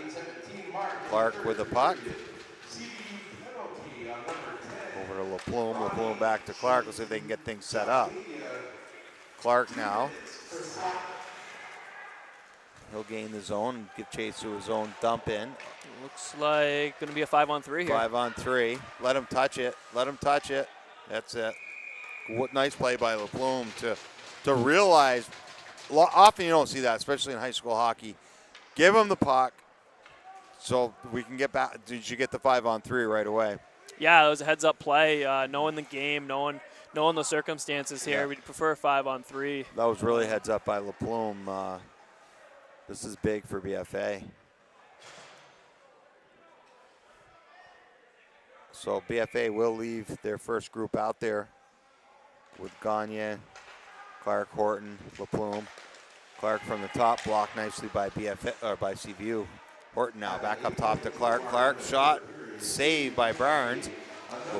LaPlume will swing it back up top to Clark. Clark over to Horton. Horton shot, save Barnes. Not a bad idea for Horton to get that shot off. Nice shot by BFA setting up their power play, and you're moving the puck a little bit to create some chances there. So 1:13 left in the first penalty, Ben, which will give them 1:13 left of a 5-on-3. They change up their group. Now Bo Parent on the face-off. It's a big face-off. Won by CVU, but BFA took control. Parent now below the net, below the goal line. He'll leave up for Owen Bonnet. Bonnet back over to LaRock. Broken up by CVU, and that's a nice play by Xavier Barnes. Minute left on the 5-on-3. Spalding behind his net. Got to move it quickly, and he does, up to near side to LaRock. LaRock's skating in on his forehand. Circle down below the circle. Back up to Spalding. And to LaRock. LaRock in front. Back up to Spalding. Oh, nice look to the near side to Bonnet. Bonnet shot. Oh, nice block by CVU. Oh. LaRock off the hash. Sends it over to Bonnet. Bonnet shot, saved. Burns. So good pressure by BFA, but Burns bending but not breaking. Yeah, Barnes doing a nice job in there, slowing things down. The face-off. If you're BFA, this 5-on-3, it looks like their backside, their weak side players are open, just trying to get a puck through. Nice draw by Gagne. Back to Clark. Clark over to Horton. Horton back to Clark. Clark shot from outside, save by Burns. Loose puck cleared nicely by CVU, and there goes the 5-on-3 is over. There's 24 seconds left on the 5-on-4. BFA will hurry. They'll get one more crack at it. Horton now skating the puck down deep. Horton continuing. Still with the puck is Horton, back up to Clark. Clark slides back down to Horton. Horton on the hash mark, waiting. Shot from outside, nice save by Barnes. Rebound in front. LaPlume banging. Oh, just kicked aside. Now we're all even here. Horton And scores! That was a 16. Gagnon from. It took them. They're not even getting a power play goal credit on it because the power play had expired. But nonetheless, Gagnon coming out of the corner and jamming that down. I know they had 2 or 3 cracks at it. But. Yeah, finally getting one to go. There was scrums in front. Puck went behind. CVU turned that puck over. Gagnon picked it up and wrapped it before Barnes could even react. Yeah, Barnes made 2 good saves, Ben, on that, and BFA kept hammering on it. And so 4:10 left. Nobody turned the TV off yet. We got ourselves a hockey game, 4-3. CVU. BFA making a nice comeback here in the third period. 5-on-3, and had some looks but no goals, and they scored when the power play had expired. Yeah, I mean, looking at the power play from BFA, you had that first unit running umbrella. Second unit comes out, goes to an overload, and I don't know if it caused some chaos or unsureness from CVU, but we were able to get some opportunities there.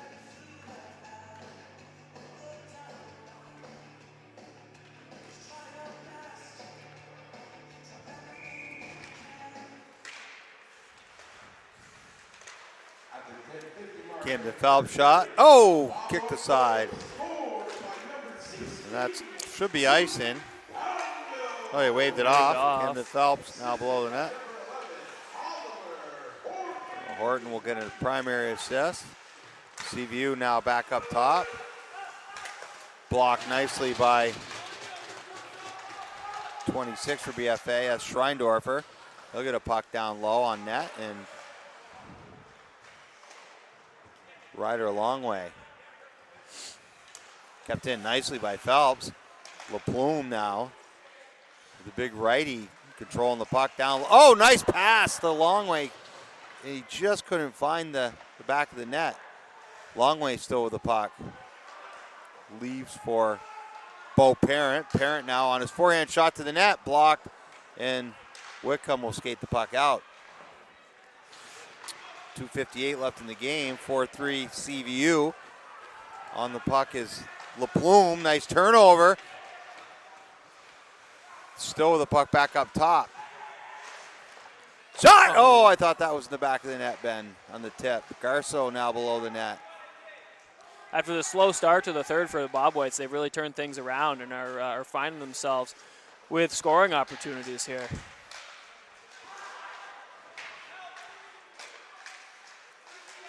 That is now Larocque with a nice play from the blue line. Shot to the net, kicked aside by Barnes. We have to look to see when Ben is going to pull Merchant for the extra skater. Oh, nice play by 23, Brady Jones. Skating through the BFA player. Chipped out by BFA. No icing. 2 minutes now left in the game. We'll look for the extra attacker. Sent to the middle of the ice. Larocque breaks it off. And it's Horton. Horton dumps the puck. Kept in by Wilbur. Nice play by Wilbur. Shot blocked by number 4, Nolan Walpole.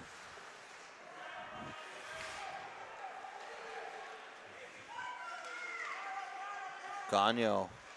No, nice play by Gagnon. He sidesteps him, but it's broken up by CVU. Gagnon now back up top to Wilbur. Wilbur to the net. Horton shot. Oh, what a scores! And there's Horton. Horton on the picking up that Johnny on the spot there.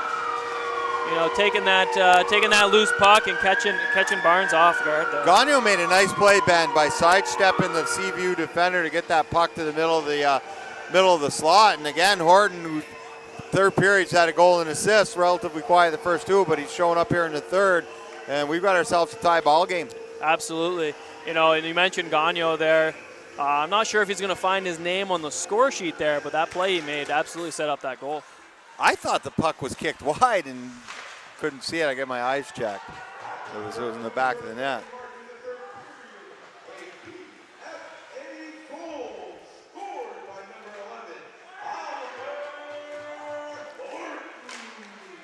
Oh, CVU coming right back under the bar. I think that was Brady Jones. I think that was, I can't see the number, 13, Tegan Holmes.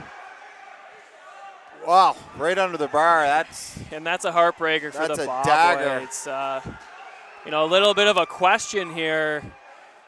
Not sure they think that went in. It was in. It was in? I just said how bad my eyes were. So, I mean, is there a goal judge down there? Or? It's not, but the Bobwhite seem to be paused here, like they want a second opinion on that. They're going to love to see if we had an instant replay, but it looked like it was under the bar. But. Yeah, I mean, you go back five years, you'd have a goal judge back there. Unfortunately, not able to get enough people to be goal judges, to commit the time and. Yeah, that's that. I know that it's hard enough to get referees, let alone off ice officials too. So have to go to maybe live barn on that or rewind. Yeah, it looks like the refs are conferencing here, but it doesn't seem like they're going to overturn it. I think that was under. I think it looked like it went under the bar, Ben. And it's too bad because like BFA, down 4-1 with 10 minutes left in the game, took complete control of the game in the third period, and then coming back, it was Tegan Holmes with a nice look under the bar. I don't know who gave him that pass. It might have been Whitcomb again with that pass across the ice. But we'll see what happens here now. I mean, there's still a minute left to play, so see if BFA can get the puck deep. Yeah, I know we don't give the player of the game shirt to the other team, but Whitcomb's really left his mark on this game. He's been all over the ice, making plays all over the stat sheet. So yeah, nice night for him.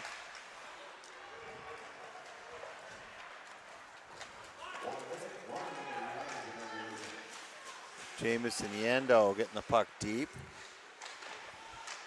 Yendo fighting off Bonnet and Garso, waiting for a loose puck. 30 seconds doing it. What a great job by Yendo to eat time. Clark now, they got to be quick. Merchant's got to come, and he does, Ben. 23 seconds left.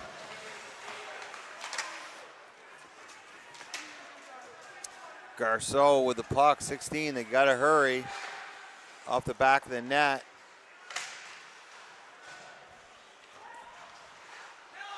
Eight seconds. Good job by CVU. They're not going to get a puck deep enough, and that's going to be it.